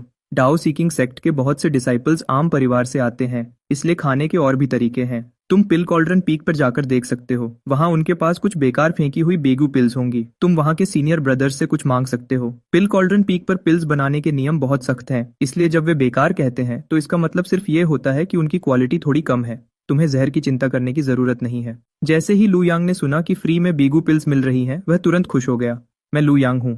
थैंक यू सीनियर सिस्टर, क्या मैं आपका नाम जान सकता हूँ? सीनियर सिस्टर का चेहरा थोड़ा लाल हो गया और उन्होंने धीरे से कहा, मेरा नाम जो लुलू है। जो लुलू को बाय कहने के बाद लू यांग पिल कॉल्ड्रन पीक पर पहुंच गया। जैसे ही वह पहाड़ के नीचे पहुंचा, उसे दवाइयों की एक तेज खुशबू आई। वह अपने दिल में सोचे बिना नहीं रह सका। तो ऐसी होती है एक जन्नत जैसी जगह और पहाड़। यह बिल्कुल वैसा ही था जैसा कहानियों में बताया जाता है। बिना सोचे लू यांग ने 2 लंबी सांसें लीं और अचानक उसका पूरा शरीर हल्का हो गया, जैसे वह अभी हवा में उड़ने वाला हो। लेकिन तभी दूर से किसी ने घबराकर चिल्लाया, जूनियर ब्रदर, उसे अंदर मत खींचो। लेकिन अफसोस, वह आवाज बहुत दूर से थी, इसलिए लू यांग को साफ सुनाई नहीं दिया। वह सीनियर ब्रदर बहुत परेशान दिख रहे थे। जूनियर ब्रदर, अभी टर्टल ब्रीदिंग आर्ट का इस्तेमाल करो। अगर नहीं पता तो अपनी नाक बंद कर लो। वह खुशबू एक खराब हुई पिल से निकली हुई जहरीली गैस है। बेहोश होने से पहले लू यांग ने आखिरी बार यही सुना था। उसने अपने दिल में गुस्सा किया, ये कैसी अजीब जगह है, यहाँ की खुशबू भी जहरीली है। जब लू यांग की आंख खुली तो उसने खुद को एक एल्केमी रूम के अंदर लेटा हुआ पाया। उसी वक्त वह सीनियर ब्रदर जिसने पहले उसे बचाने की कोशिश की थी, उसके पास आया और शर्माते हुए थोड़ा हंसा। मेरा नाम वूमिंग है, माफ करना छोटे भाई। मैं दवाई बनाते वक्त कुछ सोचने लगा था और मेरा ध्यान भटक गया। मैं आग को कंट्रोल नहीं कर पाया और गलती से दवाई जहर बन गई। लेकिन तुम चिंता मत करो, भले ही मुझसे गलतियां होती रहती हैं, पर मैंने आज तक किसी को जहर देकर मारा नहीं है। यह सुनकर लू यांग और भी ज्यादा परेशान हो गया। तो क्या अब वह इस आदमी को शुक्रिया बोले कि उसने उसे जहर देकर नहीं मारा? अचानक लिu यांग को अपने सिर के पीछे तेज दर्द महसूस हुआ और उसने पूछा, सीनियर ब्रदर वू, आपने तो कहा था कि मैं ठीक हूँ, फिर मेरे सिर के पीछे इतना दर्द क्यों हो रहा है? वूमिंग के चेहरे पर तुरंत पछतावा दिखा। जब मैं तुम्हें उठाकर ला रहा था तब मेरा ध्यान फिर भटक गया और गलती से तुम्हारा सिर जमीन से टकरा गया। लेकिन तुम्हें सच में चिंता करने की कोई जरूरत नहीं है। जब तक कोई जिंदा है, पिल कॉल्ड्रन पीक उसे ठीक कर सकता है। बोलते बोलते उसने एक दवाई निकाली जिसमें से अजीब सी बदबू आ रही थी। जब तुम बेहोश थे, मैंने खास तौर पर तुम्हारे लिए यह दवाई बनाई थी। ये 3 निशान देख रहे हो? यह एक परफेक्ट दवाई की पहचान है। इस वक्त लू यांग की बिल्कुल हिम्मत नहीं थी कि वह इसे खाए। यह देखकर कि लिu यांग को उस पर यकीन नहीं है, वूमिंग गुस्सा नहीं हुआ। इसके बजाय उसने दिखाने के लिए एक छोटा सफेद चूहा पकड़ीढ़ा। अगले ही पल चूहे के मुंह से झाग निकलने लगा और वह बिल्कुल शांत हो गया। लू यांग के चेहरे पर परेशानी के निशान साफ दिखने लगे। क्या इसको वह बिल्कुल ठीक कह रहा था? वूमिंग ने जल्दी से सफाई दी, यह एक हादसा था। यह पक्का एक हादसा था। चूहा शायद बहुत छोटा और कमजोर था जो इस ताकत को झेल नहीं पाया। छोटे भाई, तुम यहीं रुको, मैं तुम्हारे लिए एक और दवाई बनाता हूँ। लिu यांग तो पिल कॉल्ड्रन पीक पर सिर्फ कुछ बेगू पिल्स मांगने आया था, लेकिन अभी उसने कुछ किया भी नहीं था और वह सिर पर पट्टी बांधे बिस्तर पर लेटा हुआ था। अगर उसने यहाँ कुछ और खाया तो शायद यमराज भी उसकी हिम्मत की तारीफ करेंगे कि वह मौत को दावत दे रहा है। लू यांग ने तुरंत वूमिंग को पकड़ीड़ा और भीख मांगने लगा, प्लीज, मैं आपसे हाथ जोड़ देता हूँ, मुझे जाने दो। लिu यांग इतना डर गया था कि वह लंगड़ाते हुए पिल कॉल्ड्रन पीक से बाहर निकल गया। जब तक वह अपनी गुफा वाले घर वापस पहुंचा, उसे बहुत तेज भूख लग चुकी थी। अगर ध्यान से सोचें तो उसने आखिरी बार कल सुबह खाना खाया था। इस वक्त लू यांग के पास खड़े होने की भी ताकत नहीं बची थी। तभी किसी ने उसकी गुफा के दरवाजे पर दस्तक दी। पहले तो लिu यांग दरवाजा नहीं खोलना चाहता था, लेकिन आखिर में वह अपने कमजोर शरीर को खींचते हुए दरवाजे तक गया ताकि आने वाले से मिल सके। उसके हैरान होने की वजह यह थी कि बाहर खड़ेदा शख्स डाओ सीकिंग सेक्ट का 7वां एल्डर वूजी जी था। पता चला कि कल लिu यांग के साथ हुए बुरे हादसे के बारे में सुनकर 7वां एल्डर खास तौर पर उसके लिए आम लोगों को ठीक करने वाली असली दवाई और एक बर्तन भरकर बिगू पिल्स लाया था। उसने लिu यांग को खास तौर पर यह भी याद दिलाया कि अगर उसे कभी और बिगू पिल्स चाहिए हों तो वह गलती से भी वूमिंग से न मांगे। इसके बजाय वह वेंडा, चिंगकोंग या लोंगयान से मांग सकता है। लेकिन यह कहने के बाद 7वां एल्डर अचानक रुक गया। आखिर में उसने अपना फैसला बदला और कहा, सच तो यह है कि अब से तुम सीधे मेरे पास ही आ जाया करो। जब लिu यांग ने यह सुना तो उसने तुरंत 7वें एल्डर की तरफ उंगली उठाई और पूछा, आपने इतने खतरनाक चेलों को ट्रेन किया है, तो क्या इसका मतलब ये नहीं कि आप सबसे ज्यादा खतरनाक हैं? 7वें एल्डर के जाने के बाद लिu यांग ने तुरंत पत्थर की मेज पर रखी बिगू पिल्स की तरफ देखा। भले ही उसका बिल्कुल मन नहीं था, लेकिन अगर उसने अभी कुछ नहीं खाया तो वह सच में भूख से मर जाएगा। लिu यांग ने चुपके से फैसला किया कि वह पहले एक बिगू पिल खाएगा। अगर कुछ भी गड़बड़िशा हुई तो वह तुरंत ठीक करने वाली दवाई निगल लेगा। बिगू पिल खाने के बाद वह बिना पलकें झपकाए ठीक करने वाली दवाई को घूरने लगा। 10 मिनट बाद लिu यांग यह देखकर खुश और हैरान रह गया कि वह बिल्कुल ठीक था। सिर्फ इतना ही नहीं, बल्कि उसके मुंह में एक अच्छी खुशबू बस गई और उसकी भूख तुरंत गायब हो गई। फिर भी लिu यांग को इस बात की चिंता सताने लगी कि क्या इन बिगू पिल्स में पूरा न्यूट्रिशन है और क्या इसे हमेशा खाने से कमजोरी तो नहीं हो जाएगी। लेकिन अब जब उसके पास इतनी सारी बिगू पिल्स थीं, तो उसने पूरा महीना लाइब्रेरी पेविलियन में पढ़ने पर फोकस करने का फैसला किया। 1 महीने बाद लिu यांग हेवेंस गेट पीक के एक शांटियन हॉल में पहुंचा। हॉल के अंदर 3 मेमोरियल टैबलेट्स रखी थीं। पहली टैबलेट 1,20,000 साल पहले के डाओ सीकिंग सेक्ट के फाउंडर शांटियन डाओरेन की थी। दूसरी टैबलेट गुयुअन तियंजुन की थी, जिसने 1,00,000 साल पहले इस सेक्ट को एक छोटे से ग्रुप से एक बड़ी ताकत में बदल दिया था। और तीसरी टैबलेट हनहाई डाओजुन की थी, जो 50,000 साल पहले इस कमजोर होते सेक्ट को वापस उसकी ऊंचाई पर लाया था। जब लिu यांग आसपास देख ही रहा था, तभी सीनियर सिस्टर युनजी उसके पास आई। सिर्फ सीनियर सिस्टर को वहां देखकर लिu यांग थोड़ा परेशान हो गया। सीनियर सिस्टर, हमारे मास्टर कहाँ हैं? युनजी ने आराम से 3 तस्वीरें सामने रखी और कहा, मास्टर अभी ध्यान में हैं। मैं उनकी जगह तुम्हें उनका चेला स्वीकार करती हूँ और तुम्हारी कल्टीवेशन में मदद करूंगी। इससे पहले कि तुम ऑफिशियली अपनी कल्टीवेशन शुरू करो, मैं पहले तुम्हें हमारे परिवार के बारे में बता देती हूँ। मास्टर के कुल मिलाकर 4 चेले हैं। मेरे और तुम्हारे अलावा तुमसे बेडी डीडे, एक सीनियर ब्रदर और एक सीनियर सिस्टर भी हैं। ये मास्टर की तस्वीर है। मास्टर के बहुत कम नियम हैं। जब तक तुम कोई बड़ेरधा अनर्थ नहीं करते, वह बीच में नहीं आएंगे। बाकी 2 तस्वीरें तुम्हारे दूसरे सीनियर ब्रदर और तीसरी सीनियर सिस्टर की हैं। फिर युनजी ने लियूयांग को 3 अगरबत्ती दी और कहा, यह संदेश देने वाली अगरबत्ती है। यह तुम्हारे दिल की बात उन तक पहुंचा सकती है। इसे जलाओ, मास्टर के आगे सिर झुकाओ और चेला बनने की रस्म पूरी हो जाएगी। लियूयांग ने अपने सामने उन काली और सफेद तस्वीरों को देखा, फिर अपने हाथ में पकड़ी अगरबत्ती को देखा और न जाने क्यों उसकी पीठ में एक ठंडक सी दौड़ गई। एक पल के लिए रुकने के बाद उसने तस्वीर के आगे सिर झुकाया। मास्टर, कृपया अपने इस चेले का प्रणाम स्वीकार करें। सीनियर ब्रदर, सीनियर सिस्टर, आपका यह छोटे भाई आपको प्रणाम करता है। इसके बाद लियूयांग ने अगरबत्ती को तस्वीर के सामने रखे छोटे से बर्तन में लगा दिया। फिर उसने युनजी की तरफ घूमकर हिचकिचाते हुए पूछा, सीनियर सिस्टर, मुझे पता है कि यह सुनने में अजीब लगेगा, लेकिन मुझे पूछना ही पड़ेगा। मास्टर पक्का जिंदा तो है ना? युनजी बिल्कुल हैरान दिखी। उसे समझ नहीं आया कि उसने ऐसा क्यों पूछा। बेशक मास्टर जिंदा है। इसके तुरंत बाद लियूयांग की ऑफिशियल कल्टीवेशन शुरू हो गई। युनजी ने सीधे काम की बात की, मैं पहली बार किसी को सिखा रही हूँ और तुम पहली बार सीख रहे हो, इसलिए हम दोनों को एक दूसरे के साथ थोड़ा सब्र रखना होगा। लेकिन तुम्हें ज्यादा चिंता करने की जरूरत नहीं है, मैंने आज के लिए काफी तैयारी की है। बोलते हुए युनजी ने लियूयांग को दवाई की कुछ छोटी बोतलें दी। यह व्हाइट बोन पिल है जो मरे हुए को जिंदा कर सकती है और हड्डी पर मांस ला सकती है। यह 7 लेवल वाली पगोडा पिल है जो मुश्किल वक्त में तुम्हारी जान बचा सकती है। और यह 9 टर्न वाली रीइंकार्नेशन पिल है। इन दवाइयों के होते हुए तुम्हारा मरना सच में मुश्किल होगा। फिर युनजी ने आराम से हवा में एक रास्ता बनाया और कहा, सोर्ड चलाने वालों के लिए सोर्ड की समझ और हाथों की ताकत सबसे जरूरी होती है।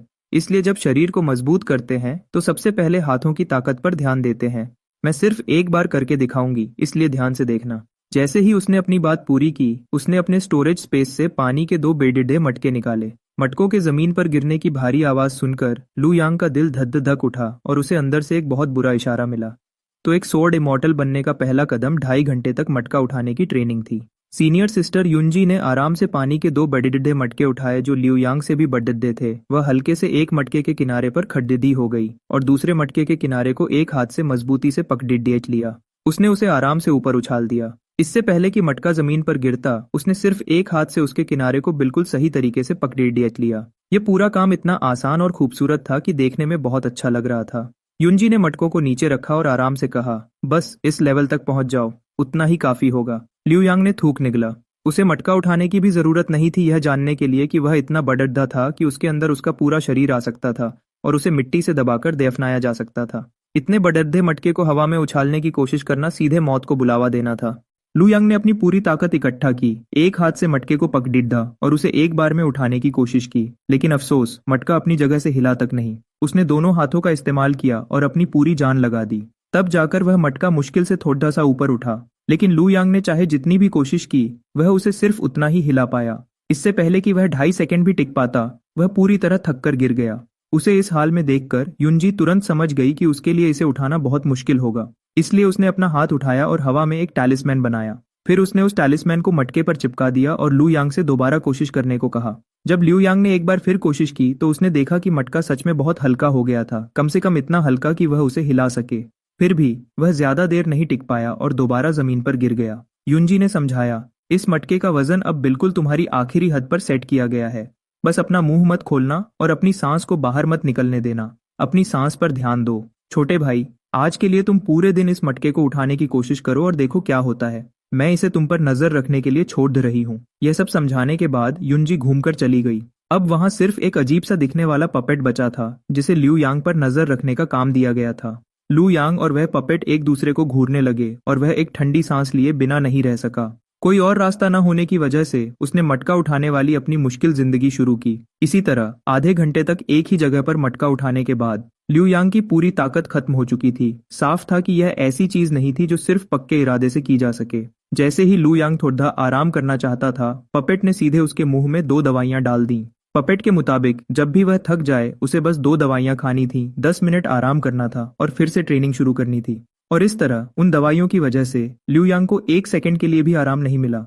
पपेट ने उसके शरीर की आखिरी बूंद तक ताकत निचोड़ ली। जब उसके हाथों की ताकत खत्म हो गई तो पपेट ने उसे 2 टॉनिक पिल्स खिला दी। जब उसके हाथ इतने दुखने लगे कि वह उन्हें हिला भी नहीं पा रहा था, तब भी पपेट ने उसे 2 टॉनिक पिल्स खिला दी। जब लियूयांग को इतनी नींद आ रही थी कि वह बेहोश होने वाला था, तब पपेट ने उसे फिर से 2 और टॉनिक पिल्स खिला दी। आखिर में शाम के वक्त लियूयांग एक भारी आवाज के साथ जमीन पर गिर गया। हमेशा की तरह पपेट ने जबरदस्ती उसके अंदर 2 और टॉनिक पिल्स डाल दी। यह देखकर कि उस पर कोई असर नहीं हो रहा है, उसने आखिरकार उस दिन की ट्रेनिंग खत्म कर दी। फिर पपेट ने एक छोटी गाढ़ी ढूंढी, लू यांग को उस पर लादा और बड़े ध्यान से उसे एक घास फूस की चटाई से ढक दिया। और इस तरह हमारा हीरो लू यांग मटका उठाते उठाते मर गया। इस मानवा का यहीं पर अंत होता है।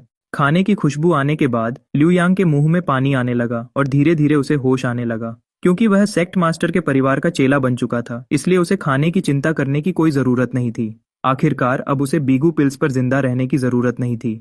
ऐसे अनोखे खाने जो उसने पहले कभी नहीं देखे थे, उनसे स्वादिष्ट पकवान बनाए गए थे और खाने के लिए बहुत कुछ था। लेकिन अगले ही पल हवा में फैली दवाइयों की बदबू उसकी नाक से टकराई और वह उस गंदी बू से लगभग बेहोश होने वाला था। पता चला कि युनजी ने उसके नहाने के लिए शरीर को मजबूत करने वाली दवाई का एक बड़द्दा डब्बा तैयार किया था। उसने बड़द्दे ध्यान से लू यांग को एक खोखली नली दी और समझाया कि जब तुम इस दवाई के पानी में बैठोगे तो तुम्हारा पूरा शरीर अंदर होना चाहिए, जिसका मतलब है कि सिर भी बाहर नहीं रह सकता। जब तुम्हारा सिर अंदर चला जाए तो तुम इस नली से सांस ले सकते हो। सांस लेते हुए लू यांग ने सोचा कि सीनियर सिस्टर सच में हर बात का ध्यान रखती है। भले ही यह उसे एक सजा जैसा लग रहा था, पर वह यह सब उसके भले के लिए ही कर रही थी। युनजी के जाने के बाद लू यांग ने नली को दांतों से दबाया और पानी के लकड़ी के ट्यूब में कूद गया। अगले ही सेकंड उसकी जोर से चीखने की आवाज पूरी गुफा में गूंज गई। इसे सुनकर युनजी भी चौंक गई, जो अभी थोड़ी ही दूर गई थी। वह जल्दी से वापस आई और उसने चिंता के साथ लू यांग से पूछा कि क्या हुआ है। उसने देखा कि लू यांग का पूरा शरीर बिल्कुल लाल हो गया था।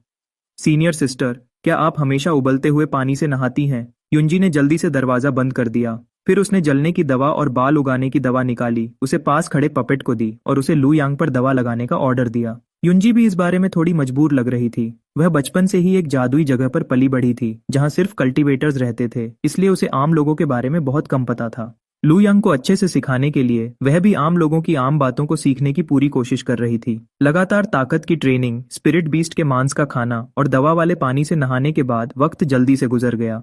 लू यांग, जो पहले एक आम इंसान था, अब पानी के बड़े मटकों के साथ खेलने वाला एक बेहतरीन कलाकार बन चुका था। भले ही इस बीच उसकी स्किन जली और निकली थी। 3 बड़े मटके, जिनमें से हर एक का वजन 200 पाउंड्स था, लू यांग के हाथों में खिलौने की तरह घूम रहे थे। साथ ही वह उन मटकों के किनारों पर पैर रखकर आराम से घूम सकता था और 8 ट्राइग्राम स्टेप्स ऐसे चल सकता था जैसे किसी सपाट जमीन पर चल रहा हो। कुछ समय पहले लू यांग का अच्छा दोस्त मेंग जिंगजो उससे मिलने आया था। मेंग जिंगजो के मुताबिक मेंगू और बाकी के ज्यादातर लोग जो उनके बैच के थे, उन्होंने अपने शरीर में ची को खींच लिया था। सिर्फ लू यांग ही अभी तक मुश्किल से बॉडी ट्रेनिंग में ही फंसा हुआ था, जिसकी वजह से वह थोड़ा परेशान और उदास महसूस कर रहा था। जब लू यांग ख्यालों में खोया था, तभी युनजी अचानक उसके सामने एक भूत की तरह आई। तुम्हारी बॉडी ट्रेनिंग मेरी उम्मीद से ज्यादा तेज है, अब अगले स्टेप का वक्त आ गया है। यह सुनकर लू यांग ने जल्दी से मटका नीचे रखा और खुशी से पूछा, सीनियर सिस्टर, क्या इसका मतलब है कि मैं अब अपने शरीर में ची खींचना शुरू कर सकता हूँ? लेकिन युनजी ने अपना सिर हिलाया। तुमने भारी चीज को हल्का महसूस करना सीख लिया है। अगला स्टेप है हल्की चीज को भारी महसूस करना। फिर पपेट टोफू से भरी हुई एक पूरी गाड़ी लेकर वहां आया। युनजी ने लू यांग से टोफू का एक टुकड़ा उठाने को कहा। लू यांग को नहीं लगा कि यह मुश्किल होगा, यह तो बस टोफू उठाना था, है ना? लेकिन जैसे ही उसने थोड़ी सी ताकत लगाई, टोफू टूटकर बिखर गया। लू यांग, जो एक सेकंड पहले पूरे कॉन्फिडेंस में था, तुरंत शर्मिंदा हो गया। उसे यकीन नहीं हो रहा था। उसने सोचा कि पहली बार तो बस एक गलती थी और दूसरी बार में जरूर हो जाएगा, लेकिन आखिर में टोफू फिर से टूट गया। इसके बाद लू यांग ने चाहे जितनी बार भी कोशिश की, नतीजा बिल्कुल वैसा ही रहा। आखिर में पूरी गाड़ी में से सिर्फ 2 ही टोफू के टुकड़े सही बचे थे। युनजी से अब और देखा नहीं गया। उसने अपना हाथ आगे बढ़ाया और टोफू का एक टुकड़ा उठाया। फिर उसने अचानक उसे छोड़ दिया। जैसे ही टोफू नीचे गिरा, युनजी ने बहुत तेजी से उसे दोबारा पकड़ लिया। लू यांग की आंखें फटी की फटी रह गईं। तब उसे समझ आया कि गिरते हुए टोफू को पकड़ना उतना आसान नहीं है जितना दिखता है। जाने से पहले युनजी ने उसे याद दिलाया, यह टोफू के टुकड़े आम नहीं है। इन्हें रोज खाने से तुम्हारे शरीर के 5 तत्व बैलेंस रहेंगे, इसलिए जो टोफू तुम तोड़ोगे वही अब से तुम्हारा खाना होगा। पहले तो लू यांग ने परवाह नहीं की। अगर कुछ दिन टोफू खाना पड़े तो क्या हुआ, ये कितना बुरा हो सकता है। लेकिन कुछ दिनों बाद न सिर्फ उसके पूरे शरीर से बीन्स की बू आने लगी, बल्कि टोफू को लगातार देखने की वजह से उसकी आंखें भी टेढ़ी होने लगी थीं। खुशकिस्मती से पपेट समझदार था।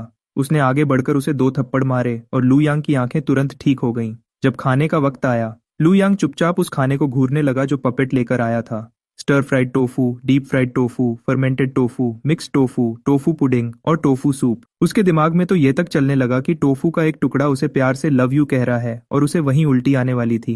मुझे अभी भूख नहीं है, शायद मुझे और प्रैक्टिस करनी चाहिए। लेकिन पपेट ने बिना किसी रहम के उसे जबरदस्ती खाना खिलाना शुरू कर दिया। जब तक लू यांग आराम करने के लिए अपनी गुफा में वापस आया, उसकी जीने की उम्मीद ही खत्म हो चुकी थी। वह सच में अब कभी टोफू नहीं खाना चाहता था। लेकिन तभी गुफा के अंदर अचानक धुएं का एक बादल उठा। नजारा बदला और लू यांग ने खुद को एक बिल्कुल सफेद जगह पर पाया। उस धुएं के बीच से एक भारी आवाज आई, नौजवान, यह एक टेम्पररी जगह है जो मैंने बनाई है, इसका कोई पता नहीं लगा सकता। मैंने सदियों को गुजरते देखा है और कई ताकतवर लोगों को देखा है। आखिर में सब वक्त के साथ खत्म हो गए, सिर्फ मैं ही हमेशा के लिए बचा रहा। आज अचानक मैंने किस्मत का हिसाब लगाया और मुझे पता चला कि तुम्हारा मुझसे एक रिश्ता है, इसीलिए मैंने तुम्हारी आत्मा को यहाँ बुलाया है। इस जगह पर तुम्हें ची रिफाइनिंग से लेकर ट्रिब्यूलेशन क्रॉसिंग तक के कल्टीवेशन मेथड्स और पिल्स मिलेंगे। हर स्टेज पर तुम मेरी ताकत का एक हिस्सा पाओगे। यह सुनकर लू यांग के चेहरे पर एक बड़ी सी मुस्कान आ गई। क्या मैं जान सकता हूँ कि आप कौन हैं, सीनियर? सीनियर 3 बार जोर से हंसे, फिर वह धीरे धीरे आगे बढ़े और उस घने धुएं से बाहर आए। लू यांग ने सोचा था कि सपने में किसी बड़े एक्सपर्ट से मिलना उसके लिए एक बड़ा मौका है, लेकिन जब उसने सीनियर का असली रूप देखा तो वह दंग रह गया, क्योंकि उनका सिर बिल्कुल एक चौकोर टोफू का टुकड़ा था। टोफू सीनियर लू यांग के और पास आए और तेजी से बोलने लगे, मैं टोफू हेवनली वेनरेबल हूँ। तुम जितना ज्यादा टोफू खाओगे तुम्हारी कल्टीवेशन उतनी ही तेज होगी और तुम्हारी ताकत उतनी ही गहरी होगी। फिर सुंदर साथी तुम्हारे साथ होंगे और इस कॉन्टिनेंट के सबसे ऊपर खड़े होना तुम्हारे लिए बहुत आसान होगा। लू यांग इस नज़ारे से इतना डर गया कि वह अचानक जाग गया, लेकिन उसे बिल्कुल अंदाजा नहीं था कि यह सब सच में सीनियर सिस्टर ने किया था। आखिरकार उनके मास्टर ने एक बार युंजी को सिखाया था कि थोड़ा सा दबाव इंसान को और मेहनत करने के लिए तैयार करता है। इसीलिए सीनियर सिस्टर ने बहुत मेहनत से लू यांग पर सपने में जाने का जादू किया था और 8th एल्डर से बोलने के लिए लाइंस भी ली थीं। बस एक ही दिक्कत थी कि 8th एल्डर की दी हुई लाइंस थोड़ी अजीब थीं। कुछ समय बाद लू यांग अब टोफू को आराम से पकड़ सकता था। वह उसे एक सैंडबैग की तरह पपेट के साथ यहाँ वहाँ फेंक भी सकता था। यह देखकर सीनियर सिस्टर को बहुत खुशी हुई। वह अपनी मुस्कुराहट को रोक नहीं पाई। ऐसा लगा जैसे उनकी सारी मेहनत रंग लाई है। हल्की चीज को भारी महसूस करना, तुमने ये कर दिखाया। ये स्टेज पूरी हो गई है, बधाई हो छोटे भाई। अब तुम एक ची रिफाइनिंग कल्टीवेटर बन गए हो। लू यांग थोड़ा हैरान हुआ और उसने अपनी तरफ इशारा किया। मैं अचानक ची रिफाइनिंग कल्टीवेटर कैसे बन गया? सीनियर सिस्टर ने उसे याद दिलाया। 3 दिन पहले की सुबह। तब जाकर लू यांग को याद आया। उस सुबह वह जल्दी उठा था, सुबह की धूप के सामने खड़ा हुआ और अपनी आंखें बंद कर ली थीं। उस वक्त उसका पूरा ध्यान सिर्फ एक ही सवाल पर था, वह टोफू को बिना तोड़े कैसे पकड़ सकता है। लेकिन सोचते सोचते लू यांग धीरे धीरे अपने आसपास की सभी चीजों को भूल गया। ऐसा लगा जैसे वह एक साफ ची की तरह ऊपर उठ रहा हो जो धरती और आसमान के बीच बह रही है। फिर उसका ध्यान वापस उसके शरीर में आया और अचानक सब कुछ बिल्कुल साफ हो गया। उसके डांटियन के अंदर एक गर्म हवा बहने लगी थी और उसी पल लू यांग ने पहली बार टोफू को बिना तोड़े पकड़ लिया था। तो बिना पता चले ही लू यांग ने अपने शरीर में छी खींच ली थी और एक छी रिफाइनिंग कल्टीवेटर बन गया था। सीनियर सिस्टर ने फिर से कहा, यह पुराने जमाने के लोगों का सबसे पहला कल्टीवेशन मेथड है जिसमें नेचर को महसूस किया जाता है। तुम्हारे मेरिडियंस पहले ही दवा वाले पानी से खुल चुके थे, इसलिए यह तरीका तुम्हारे लिए सबसे अच्छा है। ये किसी भी ची गाइडिंग बुक से बेहतर है। लू यांग ने हैरानी से पूछा, तो अब मुझे आगे कैसे कल्टीवेट करना चाहिए? क्या आप मुझे कोई कल्टीवेशन मेथड सिखाएंगी सीनियर सिस्टर? लेकिन सीनियर सिस्टर ने अपना सिर हिलाया। मेरे पास सोर्ड के स्पिरिचुअल रूट से जुड़े बहुत सारे कल्टीवेशन मेथड्स हैं, लेकिन उनमें से कोई भी तुम्हारे लिए ठीक नहीं है। आखिरकार जब उन्हें बनाया गया था तो वे तुम्हारे लिए नहीं बने थे। इसीलिए आज से मैं तुम्हें एक बड़ा काम दे रही हूँ। तुम अपना खुद का कल्टीवेशन मेथड बनाओगे। लू यांग का चेहरा अजीब सा हो गया। मेरा खुद का कल्टीवेशन मेथड बनाना? क्या ये ऐसा काम नहीं है जो सिर्फ बड़े सीनियर्स ही कर सकते हैं? मैंने तो अभी बस अपने शरीर में केई खींचा है और अब मुझे एक कल्टीवेशन मेथड बनाना है? क्या ये बहुत अजीब नहीं है? सीनियर सिस्टर ने तुरंत उसकी बात काट दी। कल्टीवेशन मेथड बनाना उतना मुश्किल नहीं है जितना तुम सोचते हो। जब मुझे अपने सेक्टी के मिशंस पूरे करने होते थे तो मैंने खुद कई कल्टीवेशन मेथड्स बनाए थे और फिर झूठ बोल दिया कि मुझे ये पुरानी जगहों से मिले हैं। लेकिन जब सारी जगहों के बहाने खत्म हो गए तो मैं नए बहाने नहीं बना पाई और उन्हें पता चल गया। लू यांग बिल्कुल परेशान हो गया। वह कहना चाहता था, मैं एक शरीफ इंसान हूँ, इसलिए मुझे मत फंसाइए। लेकिन जब उसने सीनियर सिस्टर की गुस्से वाली आंखों में देखा तो उसके सारे ख्याल बदल गए और उसने कहा, सीनियर सिस्टर बिल्कुल ठीक कह रही हैं। तभी सीनियर सिस्टर ने उसे एक पुरानी किताब दी जिसका नाम था records of the demon domain. जैसे ही लू यांग ने उसे खोला, एक खतरनाक डर उसके सामने आया और उसे अपने कानों के पास डीमन बीस्ट्स के चीखने की आवाज सुनाई दी। उसने लाइब्रेरी में पढ़ा था कि पुराने जमाने के सोर्ड कल्टीवेटर्स ने डीमन बीस्ट्स के खिलाफ अपनी जान की बाजी लगाकर पहली बार सोर्ड इंटेंट को समझा था। सीनियर सिस्टर का मतलब साफ था, वह चाहती थी कि लू यांग इस किताब का इस्तेमाल करके अपनी खुद की सोर्ड इंटेंट को समझे। इसीलिए लू यांग ने पूरे भरोसे के साथ कहा, सीनियर सिस्टर मैं सब समझ गया। युंजी ने उसे देखा क्योंकि उसे नहीं पता था कि लू यांग क्या समझ गया है। फिर भी उसने लू यांग को एक तलवार दी। एक सोर्ड कल्टीवेटर बनने के लिए निशाना बिल्कुल सही होना चाहिए। इस चिंगफेंग तलवार को लो, तुम्हारा अगला काम है तलवार की नोक से टोफू को इस किताब के डीमन बीस्ट्स की तरह तराशना। जैसे ही सीनियर सिस्टर ने अपनी बात पूरी की, लू यांग को अपने पीछे एक जानी पहचानी आवाज सुनाई दी। वह इस आवाज को बहुत अच्छे से जानता था। यह पपेट के टोफू से भरी एक और गाड़ी लाने की आवाज थी। टोफू से जल्दी पीछा छुड़ाने के लिए लू यांग ने इस बार अपनी पूरी जान लगा दी। कुछ ही दिनों में वह टोफू से डीमन बीस्ट्स की शेप्स बनाने लगा था। उसे थोड़ी हिम्मत देने के बाद सीनियर सिस्टर ने एक सफेद तिल का दाना निकाला। एक सोर्ड कल्टीवेटर को अपनी आंखों को भी ट्रेन करना होता है। अब मैं इस तिल के दाने को टोफू के अंदर फेंकूंगी। तुम्हें इसे कम से कम वक्त में ढूंढना होगा। लू यांग अचानक अपने घुटनों के बल नीचे गिर गया। आंखों में आंसू लेकर उसने भीख मांगी। सीनियर सिस्टर, प्लीज कोई दूसरा तरीका इस्तेमाल कीजिए। सीनियर सिस्टर ने बस चुपचाप रोते हुए लू यांग को देखा और धीरे से कहा। सीनियर सिस्टर युंजी की इस खास ट्रेनिंग के चलते लू यांग की जिंदगी आजकल बहुत बिजी चल रही थी। सुबह के वक्त वह पहाड़ की चोटी पर बैठता और सुबह की धूप का मजा लेता। दिन में वह तलवार चलाने की प्रैक्टिस करता और दिल से अपनी तलवार को समझता। दोपहर को वह एक पेड़ पर लेटकर थोड़ी देर सो जाता। शाम को वह पूरे जोश के साथ पपेट्स का सामना करता। नहीं, अगर सच कहें तो वह पपेट्स से बुरी तरह पिटता था। रात के खाने के बाद वह मोमबत्ती की रोशनी में पढ़ता और सीनियर सिस्टर का दिया हुआ होमवर्क पूरा करता। इसी तरह एक साल गुजर गया और लू यांग की कल्टीवेशन धीरे धीरे बेहतर होती गई। उस दिन लिu यांग मिशन हॉल में एक काम लेने पहुंचा और ताओ सीकिंग सेक्ट के बाकी चेलों ने उसे तुरंत पहचान लिया। देखो, क्या यह वही लिu यांग नहीं है जिसने शीलिन और बेडिडे भाई डाई को गुस्सा दिलाया था? वही जिसने एंट्रेंस टेस्ट में पहला नंबर लाया था, सेक्ट मास्टर का चौथा चेला बना और जिसे बेडिडी बहन यिंजी ने खुद ट्रेनिंग दी है। ऐसी अफवाह थी कि सेक्ट में एक साल रहने के बाद वह कुछ ही दिन पहले फाउंडेशन एस्टैब्लिशमेंट कल्टीवेटर बन गया था। लिu यांग को ऐसी बातों की आदत हो चुकी थी। आखिरकार वह गलत नहीं थे। 7 दिन पहले उसने कामयाबी से फाउंडेशन एस्टैब्लिशमेंट हासिल कर लिया था और वह अभी अभी अपनी साधना से बाहर आया था। बडिड्डी बहन के कहने पर वह मिशन हॉल में एक काम लेने आया था ताकि तजुर्बे से खुद को और मजबूत बना सके। तभी लू यांग की नजर एक ड्यूअल कल्टीवेशन के काम पर बडिड्डी, जिसने यह काम दिया था, उसका नाम सुयन था, जो एक रजिस्टर्ड फॉक्स डीमन थी। अपने बचाने वाले के जरिए बचाए जाने के बाद उसने इंसान का रूप ले लिया और उससे शादी करने का फैसला किया। पर परेशानी यह थी कि इंसान और डीमन अलग होते हैं। सुयन के पास एक एमी मीट चार्म बॉडी थी, जिसकी वजह से वह बिना कंट्रोल के यिन एनर्जी खींचती रहती थी। इस वजह से उसके पति का शरीर दिन ब दिन कमजोर होता जा रहा था। इसलिए उसके पास एक सही ड्यूअल कल्टीवेशन टेक्निक ढूंढने का काम देने के अलावा कोई रास्ता नहीं था। इस काम में कोई ऐसी अजीब बात नहीं थी। जिस बात ने लू यांग का ध्यान सबसे ज्यादा खींचा वह यह थी कि काम का कागज पीला पीडीडीएस चुका था, जिसका मतलब था कि किसी ने भी इसे लंबे समय से एक्सेप्ट नहीं किया था। इससे एक बड्डिद्दा सवाल खड्डिद्दा होता था, क्या उसका पति अभी भी जिंदा था? जैसे ही लिu यांग उसकी मदद करने ही वाला था, उसने आसपास के चेलों को फिर से आपस में फुसफुसाते हुए सुना। उन चेलों का मानना था कि चलने के लिए कई सही रास्ते हैं। एक सोर्ड स्पिरिचुअल रूट वाले जीनियस होने के नाते लिu यांग भला ऐसे काम में कैसे फंस सकता है? यह बेहुदा और गंदा था। यह सुनकर लिu यांग बिल्कुल चुप हो गया। कोई हैरानी नहीं कि किसी ने इसे एक्सेप्ट करने की हिम्मत नहीं की थी। छोड़ दो इसे। अपनी बेइज्जती से बचने के लिए उसने इसकी जगह दूसरे कामों को देखने का फैसला किया। लेकिन तभी एक बहुत ही जानी पहचानी आवाज लिu यांग के कानों में पड़ी। डुअल कल्टीवेशन टेक्निक ढूंढ रहे हो? बुरा नहीं है, मैं ये काम करूंगा। लिu यांग पीछे घूमा और सच में वहां खड्डिद्दा इंसान मुन जिंगजू था, जिसे उसने लंबे समय से नहीं देखा था। लिu यांग तुरंत मुस्कुराते हुए उसके पास गया। भाई मेंग, मुझे पता था कि तुम ही हो। मेंग जिंगजो भी उतना ही खुश था। बहुत समय बाद मिले भाई लिu। लगता है तुम भी फाउंडेशन एस्टैब्लिशमेंट तक पहुंच गए हो। बडिड्डी बहन के जरिए झेले गए 1 साल के दुखों को याद करते हुए लिu यांग ने आह भरी। हाँ, मैं आखिरकार फाउंडेशन एस्टैब्लिशमेंट तक पहुंच गया। मुन जिंगजू ने बार बार सिर हिलाया। अच्छा है, अच्छा है, बहुत अच्छा है। हालत को देखकर लगता है भाई लिu, तुम यहाँ कोई काम लेने आए हो, है ना? मैं तुम्हें एक खुफिया बात बताता हूँ। हमारे बैच के चेलों के सेक्ट में आने से पहले डाओ सीकिंग सेक्ट में सबसे कमजोर लोग भी गोल्डन कोर स्टेज पर थे। इसलिए इस मिशन हॉल में फाउंडेशन एस्टैब्लिशमेंट कल्टीवेटर्स के लिए ज्यादा काम नहीं है। भाई लिu, जल्दी से एक चुन लो इससे पहले कि कोई और उसे ले ले।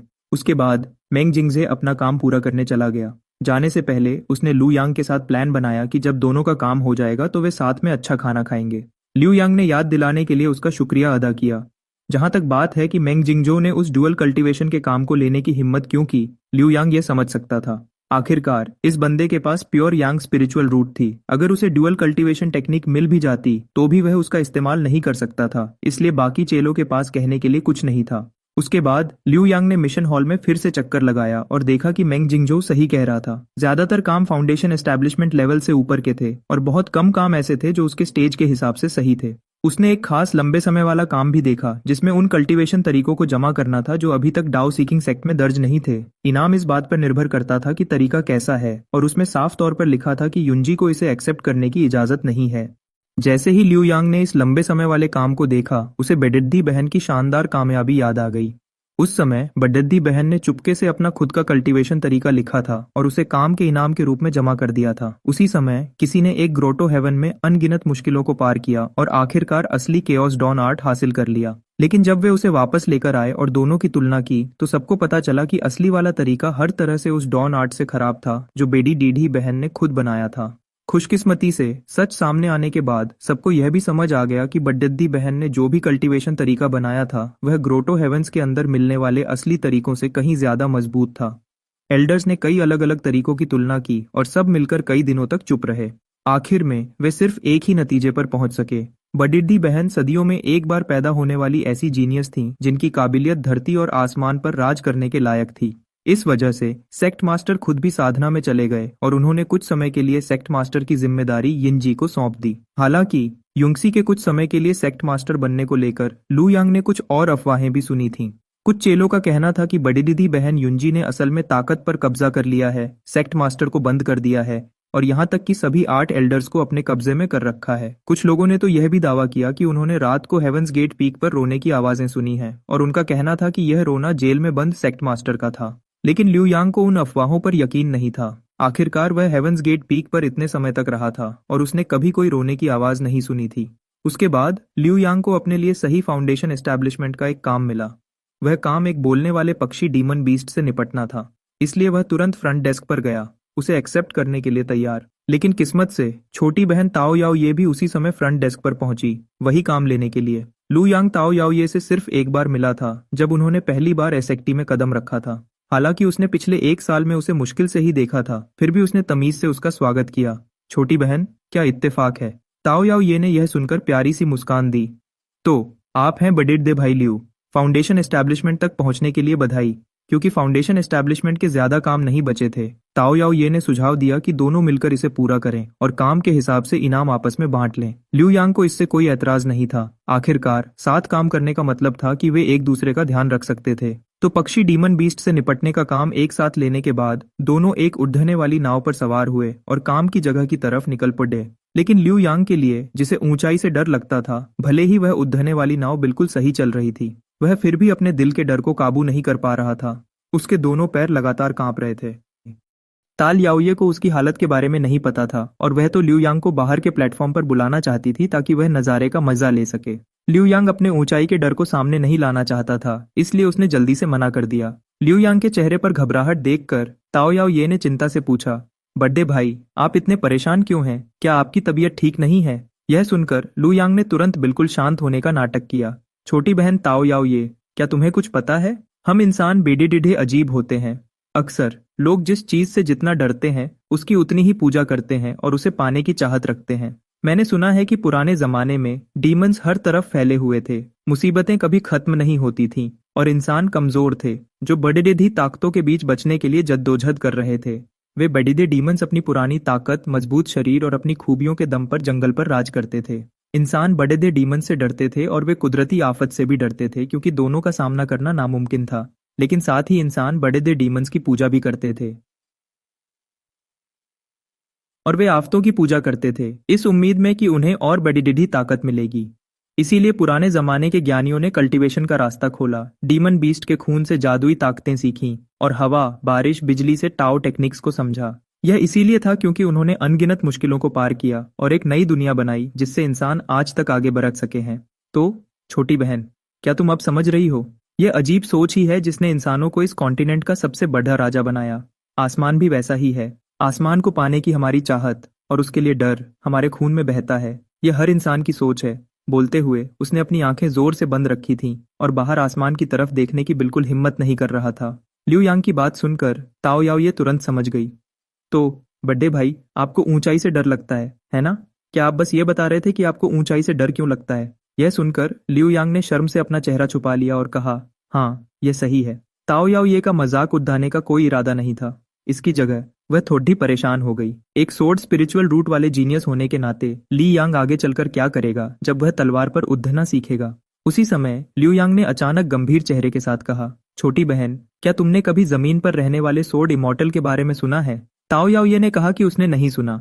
लिu यांग ने फिर बिल्कुल गंभीर चेहरे के साथ समझाया, इसका मतलब है कि एक सोर्ड इमॉर्टल को आसमान में रहने की जरूरत नहीं है, वह जमीन पर भी चल सकता है। आखिरकार इमॉर्टल्स के लिए सबसे ऊपर खड़िर्दा होना जरूरी नहीं है। तुम बिना मॉर्टल के इमॉर्टल नहीं बन सकते है ना? इसलिए मैं आसमान में उड़े बिना भी तलवार चला सकता हूँ। ताओ याओ ये ने जल्दी से उसे बीच में रोका। रुकिए बड़द्दे भाई, मैंने तो सिर्फ अर्थली इमॉर्टल्स के बारे में सुना है। आपने ये लैंड बाउंड सोर्ड इमॉर्टल नाम कहाँ से सुना? यह सुनकर लिu यांग का चेहरा बहुत गंभीर हो गया, जैसे उसके सीने में कोई सदियों पुराना राज दबा हो। फिर उम्मीद से देख रही ताओ याओ ये के सामने उसने धीरे से सच बताया, मैंने इसे खुद बनाया है। उसके इस भरोसे वाले ढंग ने ताओ याओ ये को बिल्कुल चुप कर दिया। साथ बिताए इस थोड़े से समय ने ताओ याओ ये के दिमाग में लिu यांग की छवि को बिल्कुल तोड़ दिया। उसे अभी भी पहला राउंड याद था जब उसने खुद लिu यांग को सोर्ड स्पिरिचुअल रूट के टेस्ट में पास होते देखा था। उस समय लिu यांग उसे एक ऐसी सीधी तलवार जैसा लगता था जो आसमान को चीर सके, शांत, मजबूत और जिसे रोका न जा सके। दूसरे राउंड के बाद उसने लिu यांग को टेस्ट पास करने के अपने अनोखे तरीके को समझाते हुए भी सुना था। इससे उसे लगा कि सोर्ड कल्टीवेटर्स के पास भी अलग सोच हो सकती है और आगे चलकर उनकी कामयाबी की कोई सीमा नहीं होगी, खासकर आखिरी राउंड के दौरान। हार्ट क्वेश्चनिंग माउंटेन पर उसे इतना दबाया गया था कि वह मुश्किल से अपनी आंखें खोल पा रही थी और उसने एक बार सोचा था कि कोई भी 50वें कदम तक नहीं पहुंच सकेगा। फिर भी उसने खुद लिu यांग को आसानी से 50वें कदम तक पहुंचते और टेस्ट पास करते देखा। उसी की कामयाबी ने उसे बेडिडा भरोसा दिया, जिससे वह लगातार आगे बढ़ती रही और आखिरकार खुद भी पास हो गई। कुछ ही देर पहले तक लिu यांग उसके दिल में वही नर्म, सुंदर, ताकतवर और समझदार बड़द्दे भाई थे, लेकिन अब वह सब कुछ टूट चुका था। पता चला कि कुछ चीजें उतनी अच्छी नहीं होती जितना उसने सोचा था। अपने आंसू पोंछने के बाद ताओ याओ ये ने लिu यांग से पूछा, बड़द्दे भाई, आप बाद में इस उड़ने वाली नाव से कैसे उतरने का प्लान बना रहे हैं? लिu यांग गंभीरता से सोचने लगा। असल में उसने एक बार बड़द्दी बहन से इसी हालत के बारे में पूछा था, लेकिन बड़द्दी बहन ने जवाब देने से मना कर दिया था। उन्होंने बस उससे कहा था कि किताबों में मत ढूंढो और ना ही दूसरे लोगों से पूछो। उसे खुद ही कोई रास्ता निकालना होगा और खुद से सोचने की अच्छी आदत डालनी होगी। खुशकिस्मती से लिu यांग को एक सही प्लान सोचने में ज्यादा समय नहीं लगा। छोटी बहन, बस आराम से बैठो और तमाशा देखो। लेकिन आखिरकार अपना पैराचूट बनाने के बाद उसे अजीब लगा जब उसे पता चला कि उड़ने वाली नाव की कंपनी पहले से ही उतरने का सामान देती है। बस थोड़ी सी स्पिरिचुअल पावर डालने पर मुसाफिर आसानी से उतर सकते थे। अभी लिu यांग छोटी बहन ताओ याओ ये के साथ उड़ने वाली नाव से उतरने के बारे में बात कर रहा था। साधना से बाहर आने से पहले यह भी बड़ी बहन के टेस्ट्स में से एक था और लिu यांग ने अपना दिमाग चलाकर जो रास्ता निकाला था वह एक खास तौर पर बनाया गया नया पैराचूट था। जब लिu यांग कांपते हुए उतरने वाले प्लेटफॉर्म पर पहुंचा तो कई मुसाफिर पहले से ही नीचे जाने का इंतजार कर रहे थे। वे सब उड़ने वाली नाव के जरिए गए आम कागज के छातों का इस्तेमाल कर रहे थे, जबकि अकेली ताओ याओ ये ने एक लाल कागज के छाते का इस्तेमाल किया जिसे उसने खुद ध्यान से बनाया था। जब उन्होंने लिu यांग की पीठ पर पैराचूट पैक देखा तो ताओ याओ ये और नाव से उतरने की तैयारी कर रहे बाकी मुसाफिर सभी बहुत हैरान थे। उन्होंने पहली बार ऐसा अजीब सामान देखा था। उड़ने वाली नाव के स्टाफ ने भी लिu यांग को याद दिलाया, अगर कोई मुसाफिर हमारे दिए गए आम छाते का इस्तेमाल करने से मना करता है और गिरकर मर जाता है तो हमारी कंपनी इसकी जिम्मेदार नहीं होगी। बेशक आम छाते के साथ भी जिम्मेदारी हालत पर निर्भर करती है। लिu यांग ने ऊपर से शांत रहकर कहा कि वह समझ गया, लेकिन अंदर ही अंदर वह चिल्ला रहा था, बड़ी बहन प्लीज ऐसा मत करो। तो उड़ने वाली नाव की कंपनी पहले से ही उतरने के औजार देती है। फिर यह किस तरह का टेस्ट था उस समय, क्योंकि हर कोई लिu यांग के उतरने के तरीके को लेकर हैरान था। उन सबकी नजरें उस पर टिक गईं, इस इंतजार में कि वह पहले कूदेगा। इससे लिu यांग को ऊंचाई से डर भी लगा और बहुत अजीब भी लगा। असल में शर्म उसके ऊंचाई के डर से भी ज्यादा बढ़ गई थी। इस अजीब हालत को कम करने के लिए लिu यांग के पास अपने दांत पीसकर कूदने के अलावा कोई रास्ता नहीं था। ताओ याओ ये और बाकी मुसाफिर ठीक उसके पीछे पीछे चले गए। सबने अपने कागज के छाते खोले और धीरे धीरे नीचे उतरने लगे। एक तय ऊंचाई तक गिरने के बाद लिu यांग ने भी सही समय पर अपनी पीठ पर बंधा पैराचूट खोल दिया। पैराचूट के कपड़े पर बड़े अक्षर देखे जा सकते थे, विनर विनर, चिकन डिनर। हालांकि कुछ भी गलत नहीं हुआ और उसका नीचे आना बिल्कुल सही रहा, फिर भी लिu यांग बहुत ज्यादा डरा हुआ था। हालांकि ताल यालिये को यह बहुत मजेदार लगा। बड़े भाई लू, वह चीज कितनी मजेदार है, क्या इसमें स्पिरिचुअल पावर की जरूरत नहीं होती? सच कहूं तो मुझे भी यह काफी अच्छा लगा। हाँ बड़े भाई लू, ये चीज सच में बहुत अनोखी है और ये बहुत बड़ी भी है। देखो हमारे आसपास हर कोई आपको ही घूर रहा है। लेकिन अच्छा होता अगर वह यह बात न कहती। जैसे ही उसने ये कहा, लिू यांग शर्म के मारे बिल्कुल मर ही गया। अच्छा छोटी बहन ताओ याओ, ये चलो जल्दी से टाइपिंग टाउनशिप की तरफ चलते हैं। जल्दी ही दोनों टाइपिंग टाउनशिप पहुंच गए। एक बूढ़ा आदमी पहले से ही वहां इंतजार कर रहा था और उसने बेडीढ़ जोश के साथ उनका स्वागत किया। डू इमॉर्टल मास्टर्स, आप आखिरकार पहुंच गए। यह बूढ़ा आदमी टाइपिंग टाउनशिप का चीफ है। यह देखकर लिू यांग चुपके से सब समझने की कोशिश करने लगा। उसने ध्यान दिया कि भले ही यह टाउनशिप चीफ सिर्फ ची रिफाइनिंग के आखिरी स्टेज पर था, फिर भी उसे पहले से ही उनके आने का टाइम और रास्ता पता था और वह उनका स्वागत करने बाहर भी आया था। वह पक्का कोई आम आदमी नहीं था। लेकिन टाउनशिप चीफ की अगली बातों ने लू यांग को बहुत अजीब फील करवाया। असल में उसने लू यांग के अजीब तरीके से नीचे उतरने को देख लिया था, इसलिए वह पहले से ही यहाँ इंतजार कर रहा था। इसके बाद लिू यांग सीधी बात पर आया। टाउनशिप चीफ, मेरा नाम लिू यांग है और यह ताओ याओये हैं। हम दोनों ताओ सीकिंग सेक्ट के चेले हैं। काम के बारे में हमें ज्यादा कुछ नहीं बताया गया था, इसलिए आप हमें इस डीमन बर्ड के बारे में सब कुछ बताइए जो आप जानते हैं। टाउनशिप चीफ ने आह भरी और कहा, यह सब लगभग 20 दिन पहले शुरू हुआ था। मैंने तुरंत इसकी खबर क्वे कमांडरी को दी थी, लेकिन उनके पास लोगों की कमी थी। क्योंकि उस डीमन बर्ड ने किसी को नुकसान नहीं पहुंचाया था, उन्होंने हमें इंतजार करने को कहा और इस तरह हमने पूरे 20 दिन इंतजार किया। उस समय टेलर फेंग घबराहट में चिल्लाते हुए सड़क पर भाग कर आया। उसने कहा कि एक इंसान खाने वाला बड़ा डीमन उसके घर आया है और वह बहुत खतरनाक है। जब पड़ोसियों ने यह सुना तो वे सब बहुत डर गए। आखिर इंसान खाने वाला डीमन कोई छोटी बात नहीं होती। टाइपिंग टाउनशिप में सिर्फ लगभग 30 कल्टीवेटर्स हैं और उनमें से इस बूढ़े की कल्टीवेशन सबसे ज्यादा है। क्योंकि मैं यहाँ का टाउनशिप चीफ भी हूँ, इसलिए टेलर फेंग पड़ोसियों को लेकर मेरे पास आया। उसने कहा कि उसे नहीं पता कि उस बड़े डीमन ने किसे खाया है, लेकिन क्योंकि वह इंसानों की भाषा बोल सकता था तो पक्का उसने लोगों को खाकर ही बोलना सीखा होगा। इसलिए मैंने उससे पूछा कि वह डीमन कैसा दिखता है, अभी कहाँ है और उसके पास कौन सी जादुई ताकतें हैं। लेकिन टेलर फेंग उस समय बहुत डरा हुआ था। बहुत देर तक हकलाने के बाद वह सिर्फ इतना ही कह पाया कि वह एक चिड़िया जैसा डीमन था। कोई और रास्ता न होने की वजह से इस बूढ़े को अकेले ही जांच करने जाना पड़ा। लेकिन मेरे घर के अंदर जाने से पहले ही उस डीमन बर्ड ने जोर से पूछा, तुम कौन हो? जांग वांजिया कहाँ है? ये बूढ़ा हैरान रह गया। जांग वांजिया हमारे टाउनशिप में तीसरे लेवल का ची रिफाइनिंग कल्टीवेटर है और हमारे कुछ स्कूल टीचर्स में से एक है। उसका किसी डीमन से क्या रिश्ता हो सकता है? उस समय मैंने खुद आगे बढ़कर उससे पूछा, क्या मैं जान सकता हूँ कि डीमन किंग जांग वांजिया को क्यों ढूंढ रहा है? लेकिन उस चिड़िया डीमन ने कोई जवाब नहीं दिया। इसके बजाय वह सीधा दर्जी की दुकान से बाहर उड़ गया। तब से लेकर अब तक वह डीमन बर्ड पूरे टाइपिंग टाउनशिप में उड़ रहा है, इंसानों की भाषा बोल रहा है और सबको डरा रहा है। यह सुनकर ताओ याओये ने हैरानी से पूछा, जब वह डीमन बर्ड जांग वांजिया को ढूंढ रहा है तो क्या आपने कभी उन दोनों को मिलवाने की कोशिश की? टाउनशिप चीफ ने फिर से आह भरी। हमें उसे वहां ले जाने की जरूरत ही नहीं पड़ी। उस डीमन बर्ड ने उसे खुद ही ढूंढ लिया। बस कुछ ही दिन पहले वह डीमन बर्ड जांग वांजिया के घर गया था। उसने जांग वांजिया को देखकर जोर से डीमन चिल्लाया और बहुत से लोगों ने यह सुना। उसके बाद पूरे टाउनशिप में हल्ला मच गया। कुछ लोग कहते हैं कि उस डीमन बर्ड ने कभी किसी को नुकसान नहीं पहुंचाया, इसलिए शायद वह हमें चेतावनी देने आया था कि जांग वांजिया असल में एक छुपा हुआ बड़ा डीमन है और बहुत खतरनाक है। बेशक कुछ लोग कहते हैं कि जांग वांजिया इसी गांव में बड़ा हुआ है, इसलिए वह डीमन बर्ड जरूर हमारे साथ कोई चाल चल रहा है। आप दोनों इमॉर्टल मास्टर्स को क्या लगता है, हमें किस पर यकीन करना चाहिए? बूढ़े टाउनशिप चीफ से सारी बात जानने के बाद ताओ याओये को लगा कि यह सच में हो सकता है कि वह डीमन बर्ड लोगों को जांग वांजिया से सावधान रहने की चेतावनी दे रहा हो। आखिर डीमन खानदान में भी कुछ अच्छे लोग होते हैं जो मुसीबत आने से पहले लोगों को बचा लेते हैं। बेशक मैं जानती हूँ कि टाउनशिप चीफ के लिए यह बात मानना मुश्किल हो सकता है, लेकिन डीमन खानदान के कई लंबी उम्र वाले जीव एक ही जगह पर कई सालों तक रहते हैं। वे धीरे धीरे खुद को बूढ़ा होने देते हैं और जब वे दुनिया को अच्छे से देख लेते हैं तो अपनी झूठी मौत का नाटक करके किसी दूसरी जगह पर नए सिरे से शुरुआत करते हैं। इसलिए यह नामुमकिन नहीं है कि जांग वांजिया भी उन्हीं में से एक हो। लेकिन इससे पहले कि टाउनशिप चीफ कुछ बोलते, लू यांग आगे बढ़ा। बहन ताओ याओये की बात में थोड़ा दम तो है, लेकिन एक बात समझ नहीं आती। अगर जांग वांजिया सच में एक बड़ा डीमन होता जो अपना रूप बदल सकता है, तो वह एक छोटे से डीमन बर्ड को अपने बारे में ऐसी बकवास क्यों करने देता? वह डीमन बर्ड बोलने से पहले ही तुरंत मारा जाता। खैर, हम सिर्फ सुनी सुनाई बातों पर फैसला नहीं कर सकते। चलो पहले इस जांग वांजिया से मिलते हैं। यह सुनकर टाउनशिप चीफ उन दोनों को लेकर जांग वांजिया को ढूंढने निकल पड़ा। थोड़ी ही देर में वे तीनों जांग वांजिया के घर पहुंच गए। टाउनशिप चीफ ने दरवाजा खटखटाया और आवाज दी, बूढ़े जांग, दरवाजा खोलो। ताओ सीकिंग सेक्ट के 2 चेले यहाँ हमारी मदद करने और उस डीमन बर्ड से छुटकारा दिलाने आए हैं। जैसे ही जांग वांजिया ने दरवाजा खोला, वह गुस्से में चिल्लाया, मैं सच में कोई डीमन नहीं हूँ। आप उस डीमन बर्ड की किसी भी बात पर यकीन नहीं कर सकते। वह चिड़िया तो यह भी चिल्लाती है, आओ मेरे साथ खेलो हैंडसम। तो आप कुछ बूढ़े लोगों को उसके साथ खेलने क्यों नहीं भेज देते? टाउनशिप चीफ ने अजीब तरीके से कहा। हम तो बस ऐसे ही घूम रहे थे और यहाँ पहुंच गए। जांग ग्वांजिया को इस बात पर यकीन तो नहीं हुआ, लेकिन फिर भी उसने उन्हें अंदर आने दिया।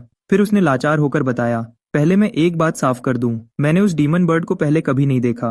पता नहीं क्यों वह बार बार मेरा नाम लेता रहता है। मेरा जन्म टाइपिंग टाउनशिप में हुआ था और मैं सबसे दूर सिर्फ कूहे कमांडरी तक गया हूँ। मुझे नहीं पता मैंने उसका क्या बिगाड़ा है। जब से उसने यह बकवास चिल्लाना शुरू किया है, मेरा स्कूल पूरी तरह बर्बाद हो गया है और मेरा जीना मुश्किल हो गया है। हर रोज बच्चे मुझसे पूछते हैं, टीचर क्या आप सच में डीमन हैं? कुछ बच्चे तो इस डर से कि मैं उन्हें खा जाऊंगा हर रोज अपना होमवर्क टाइम पर खत्म करते हैं। कुछ परिवारों ने तो अपने बच्चों को यहाँ पढ़ने भेजना ही बंद कर दिया है और अपनी फीस भी वापस नहीं मांग रहे हैं। उन्होंने झूठ कहा कि उनके बच्चे बीमार हैं और अपनी नानी के घर गए हैं, इसलिए वे अभी नहीं पढ़ेंगे। जांग ग्वांजिया ने गुस्से में अपने दांत पीसते हुए कहा, जैसे वह अपनी सच्चाई साबित करने के लिए उस डीमन बर्ड से जान की बाजी लगाने को तैयार हो। यह सुनकर लू यांग ने मजाक करते हुए कहा, बाकी सब बातों को छोड़कर बच्चों का होमवर्क टाइम पर करना और फीस वापस न करना दोनों ही काफी अच्छी बातें लगती हैं। जांग ग्वांजिया ने लाचार होकर देखा, आप सच में लोगों को दिलासा देना जानते हैं, लेकिन यह सबसे बड़ी बात नहीं है। एक बार मेरा एक पड़ोसी आधी रात को चुपके से मेरे पास आया और मुझसे अपने दुश्मन को चुपके से मारने को कहा और बोला कि वह इसके लिए कोई भी कीमत देने को तैयार है। मैंने उसे कितना समझाया पर उसे यकीन ही नहीं हुआ। इस तरह जांग ग्वांजिया ने 2.5 घंटे तक अपना दुखड़ा सुनाया और तभी लिू यांग को नींद आने लगी।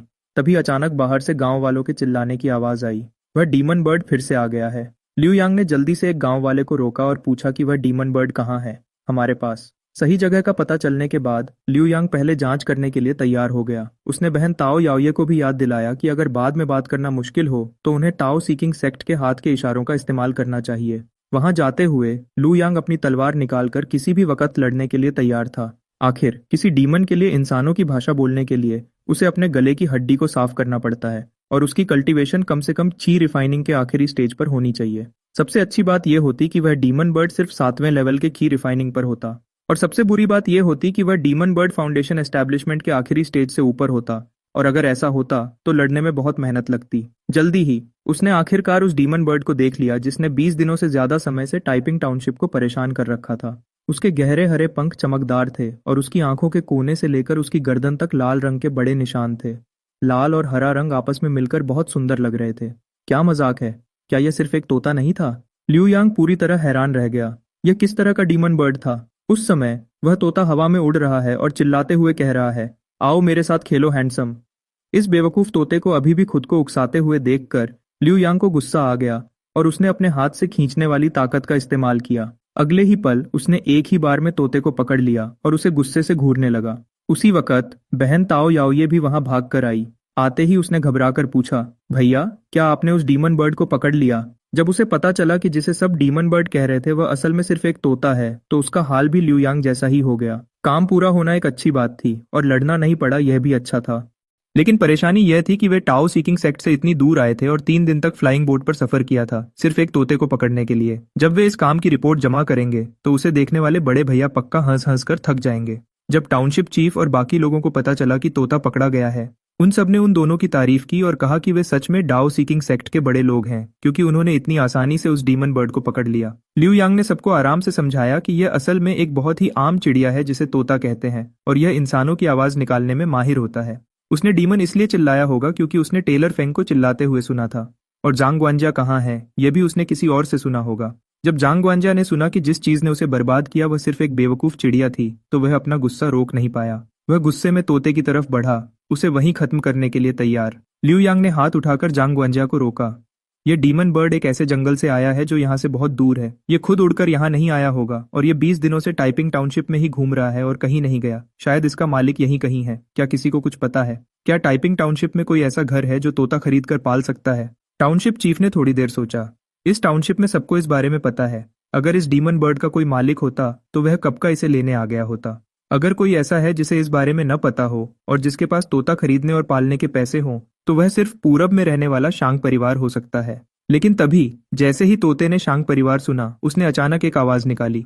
यह देखकर लिू यांग समझ गया कि शांग परिवार में जरूर कोई गड़बड़ है। टाउनशिप चीफ के मुताबिक शांग परिवार के लोग बहुत कम बाहर जाते थे और दूसरों से बात करना पसंद नहीं करते थे। कहा जाता है कि परिवार के मुखिया शांग को जवानी में बड़ा झटका लगा था जिसकी वजह से उनकी कल्टीवेशन बहुत कम हो गई थी। तब से उनका कल्टीवेशन करने का मन खत्म हो गया और वे सबसे अलग यहाँ रहने लगे। फिर भी शांग परिवार बहुत अमीर था और टाइपिंग टाउनशिप का सबसे अमीर घर था। इसलिए अगर किसी के पास डीमन बर्ड खरीदने के पैसे थे तो वह सिर्फ शांग परिवार ही हो सकता था। इसके बाद टाउनशिप चीफ लू यांग और ताओ याओये को लेकर शांग परिवार के घर पहुंचा। उनका स्वागत करने के लिए एक नौकर बाहर आया जिसका नाम जांग था। उसने सबको देखकर मुस्कुराते हुए कहा, तो आप हैं टाउनशिप चीफ वांग। क्या मैं जान सकता हूं कि आपके पीछे ये दोनों कौन हैं? ल्यू यांग ने उसे पकड़ा हुआ तोता दिखाया। हमें यह तोता मिला है और सबसे पूछने के बाद हमें लगा कि यह शांग परिवार का हो सकता है, इसलिए हम यहाँ पूछने आए हैं। अच्छा, तो यह बात है। फिर तो मुझे आप दोनों का शुक्रिया अदा करना चाहिए। ये हमारी मालकिन का तोता लगता है। मैं अभी मालिक और मालकिन को इसकी खबर देता हूँ। आप थोड़ी देर यहाँ इंतजार कीजिए। थोड़ी ही देर में नौकर जांग वापस बाहर आया। टाउनशिप चीफ को मालिक शांग से मिलने के लिए बुलाया गया, जबकि लू यांग और ताओ याओये को मिस शांग से मिलने के लिए ले जाया गया। रास्ते में लू यांग ने हैरानी से नौकर जांग से पूछा कि वह कब से शांग परिवार के साथ है। नौकर जांग ने बताया, मालिक ने मुझे तब बचाया था जब वे सबसे अलग रहने जा रहे थे। तब से मैं 20 सालों से उनकी सेवा कर रहा हूँ। तो क्या आप वहां थे जब तोता खोया था? नौकर जांग ने हैरानी से पूछा। मैं? उस समय मेरा ध्यान थोड़ा भटक गया था और मैंने तोते को उड़ते हुए नहीं देखा। अगर मैंने उस समय थोड़ा ध्यान दिया होता तो मालकिन कभी इतनी उदास नहीं होती। यह मेरी गलती थी। मैंने मालकिन को बड़ा होते देखा है। उन्हें तोते के जाने से हर रोज इतना उदास देखकर मुझे बहुत दुख होता है। बात करते करते वे जल्दी ही मिस शांग के कमरे के बाहर पहुंच गए। नौकर जांग ने आगे बढ़कर दरवाजा खटखटाया और कहा कि 2 जवान लड़के तोते को ढूंढकर लाए हैं। थोड़ी ही देर में अंदर से एक आवाज आई, उन्हें अंदर आने दो। जब सब अंदर गए तो उन्होंने देखा कि मिस शांग खिड़की के पास चुपचाप बैठकर एक किताब पढ़ रही है। शाम की धूप उनके बालों पर पड़ रही थी, जैसे वक्त वहीं रुक गया हो, और वह बहुत सुंदर लग रही थी। लेकिन अगले ही पल ल्यू यांग ने उस अच्छे माहौल को खराब कर दिया। उसने अच्छे के लिए उसे याद दिलाया, धूप में पढ़ना आंखों के लिए बुरा होता है, खासकर शाम के वक्त। एक दिया जला लो। ऐसा तो नहीं है कि तुम्हारे पिताजी के पास पैसों की कमी है। मिस शांग के पास कहने को कुछ नहीं था, लेकिन फिर भी उन्होंने अपनी किताब बंद की और उनका स्वागत करने के लिए खड़ी हो गईं। लेकिन उनकी आवाज अभी भी ठंडी थी। मेरा नाम शांग वान है। लिटिल ग्रीन को वापस लाने के लिए शुक्रिया। अब जब लिटिल ग्रीन वापस आ गया है तो आप दोनों जा सकते हैं। ताओ याओये ने थोड़ा गुस्से से देखा। उसे इस लड़की का तरीका पसंद नहीं आया। जैसे ही वह कुछ कहने वाली थी, ल्यू यांग ने उसे रोक दिया। उसने मुस्कुराते हुए कहा, चलो थोड़ी बात करते हैं। शांग परिवार के लोग अच्छे लगते हैं, शायद वे हम दोनों को रात को रुकने भी दें। शांगवान ने हंसते हुए कहा, शांग परिवार तुम्हारा स्वागत करता है, इसका मतलब यह नहीं कि मैं भी करूं। तुम्हें जल्दी चले जाना चाहिए। सबसे अच्छा होगा कि तुम टाइपिंग टाउनशिप ही छोड़ दो। लेकिन टाइपिंग टाउनशिप में कोई डीमन या भूत नहीं है तो हम क्यों जाएं? लगता है तुम बहुत समय से घर से बाहर नहीं गई हो। क्या तुम हमसे बाहर की दुनिया के बारे में नहीं सुनना चाहती? शांगवान थोड़ी देर के लिए रुकी। उसे उम्मीद नहीं थी कि लू यांग ऐसा कहेगा, और उसकी आवाज थोड़ी नर्म हो गई। आप दोनों कहाँ से हैं? मैं सच में लगभग 1 महीने से घर से बाहर नहीं गई हूँ। क्या आप मुझे बाहर की दुनिया की कुछ कहानियां सुना सकते हैं? ल्यू यांग ने आराम से बोलना शुरू किया। कोई बात नहीं। हम टाओ सीकिंग सेक्ट से हैं, जो 5 बड़े इमॉर्टल सेक्ट्स में से एक है, और हम दोनों फाउंडेशन एस्टैब्लिशमेंट कल्टीवेटर्स हैं। हम इस बार टाइपिंग टाउनशिप इसलिए आए हैं क्योंकि हमने सुना था कि एक डीमन बर्ड लोगों को परेशान कर रहा है। जब शांगवान ने सुना कि वे दोनों फाउंडेशन एस्टैब्लिशमेंट पर हैं, तो उसकी आवाज में थोड़ी खुशी आ गई। Foundation establishment. इसके बाद जैसे जैसे ल्यू यांग अपनी कहानियां सुनाता गया, जल्दी ही रात हो गई। ल्यू यांग से बाहर की इतनी बड़ी दुनिया के बारे में सुनकर शांगवान की आंखों में एक उम्मीद जग गई। लेकिन उसके पिताजी उसे कल्टीवेशन करने से मना करते थे। उनका कहना था कि कल्टीवेशन बहुत खतरनाक है। अगर किस्मत अच्छी ना होती तो वे बहुत पहले ही एक पुरानी कब्र में मारे गए होते। ल्यू यांग को इसमें दिलचस्पी होने लगी। पुरानी कब्र? तो क्या तुम जानती हो कि उस समय मालिक शांग को क्या खतरा मिला था? शांगवान ने अपना सिर हिलाया। मैंने उनसे कई बार पूछा, पर वे कभी बताना नहीं चाहते थे। उन्होंने सिर्फ इतना बताया कि वे पहले ची रिफाइनिंग के 9वें लेवल पर थे, लेकिन उस खतरे के बाद वे 4थे या 5वें लेवल पर आ गए। जैसे ही लू यन फैमिली हेड शांग के बारे में और पूछने वाला था, तभी अचानक स्टुअर्ट जांग ने बाहर से दरवाजा खटखटाया। मिस, खाने का वक्त हो गया है। और नौजवान दोस्तों, मालिक ने खास तौर पर कहा है कि क्योंकि देर हो गई है, इसलिए आप लोग खाना खाकर आज रात यहीं रुक जाएं और कल चले जाएं। ताओ याओ ये मना करना चाहती थी, लेकिन लू यान ने उसे रोक दिया। वह हमें इज्जत दे रहे हैं, हम मना क्यों करें? चलो चलकर खाते हैं। इस तरह खाना खाने के बाद लिू यांग और ताओ याओ ये अपने अपने अलग कमरों में चले गए, जो उनके लिए तैयार किए गए थे। ताओ याओ ये को जल्दी ही लग गया कि कुछ गड़बड़ है, लेकिन जैसे ही वह लेटी, उसे बहुत तेज नींद आने लगी। दूसरों की तरह नहीं, वह सोने की जगह को लेकर बहुत नखरे करती थी। अचानक उसे कुछ समझ आया और वह जल्दी से उठकर बैठ गई ताकि अपनी स्पिरिचुअल पावर को चला सके। इससे उसे तुरंत पता चल गया कि उसे जहर दिया गया है। उसके शरीर के अंदर की स्पिरिचुअल पावर बहुत कमजोर हो गई थी और उसे चलाना लगभग नामुमकिन था। साफ था कि यह जहर खास तौर पर कल्टीवेटर्स के लिए ही था। और ठीक उसी वक्त स्टुअर्ट जांग हंसते हुए अंदर आया। उसके हाथ में एक खाल निकालने वाला चाकू था। काओ याओ ये कुछ करना चाहती थी, लेकिन बिना स्पिरिचुअल पावर के स्टुअर्ट जांग ने उसे एक पल में ही बिस्तर पर दबा दिया। ताओ याओ ये सिर्फ उसे चेतावनी दे सकी। क्या तुम जानते हो एक ताओ सीकिंग सेक्ट के चेले पर हमला करने का क्या अंजाम होगा? स्टुअर्ट जैंग को इसकी बिल्कुल परवाह नहीं थी। ताओ सीकिंग सेक्ट की ताकत बहुत बड़ी है, जाहिर है मैं कभी इससे पंगा लेने की हिम्मत नहीं करूंगा, लेकिन तुम्हारी खाल सच में बहुत खूबसूरत है। मैं खुद को यह खतरा लेने से रोक नहीं पाया। और तुम खुद खाने के लिए रुकी हो। अगर मैं ऐसा अच्छा मौका जाने देता तो मुझे पूरी जिंदगी पछतावा होता। जब स्टुअर्ट जांग बोल रहा था तो उसके मुंह से लार टपकने लगी थी, यह देखकर कि ताओ याओ ये अभी भी लड़ना चाहती है।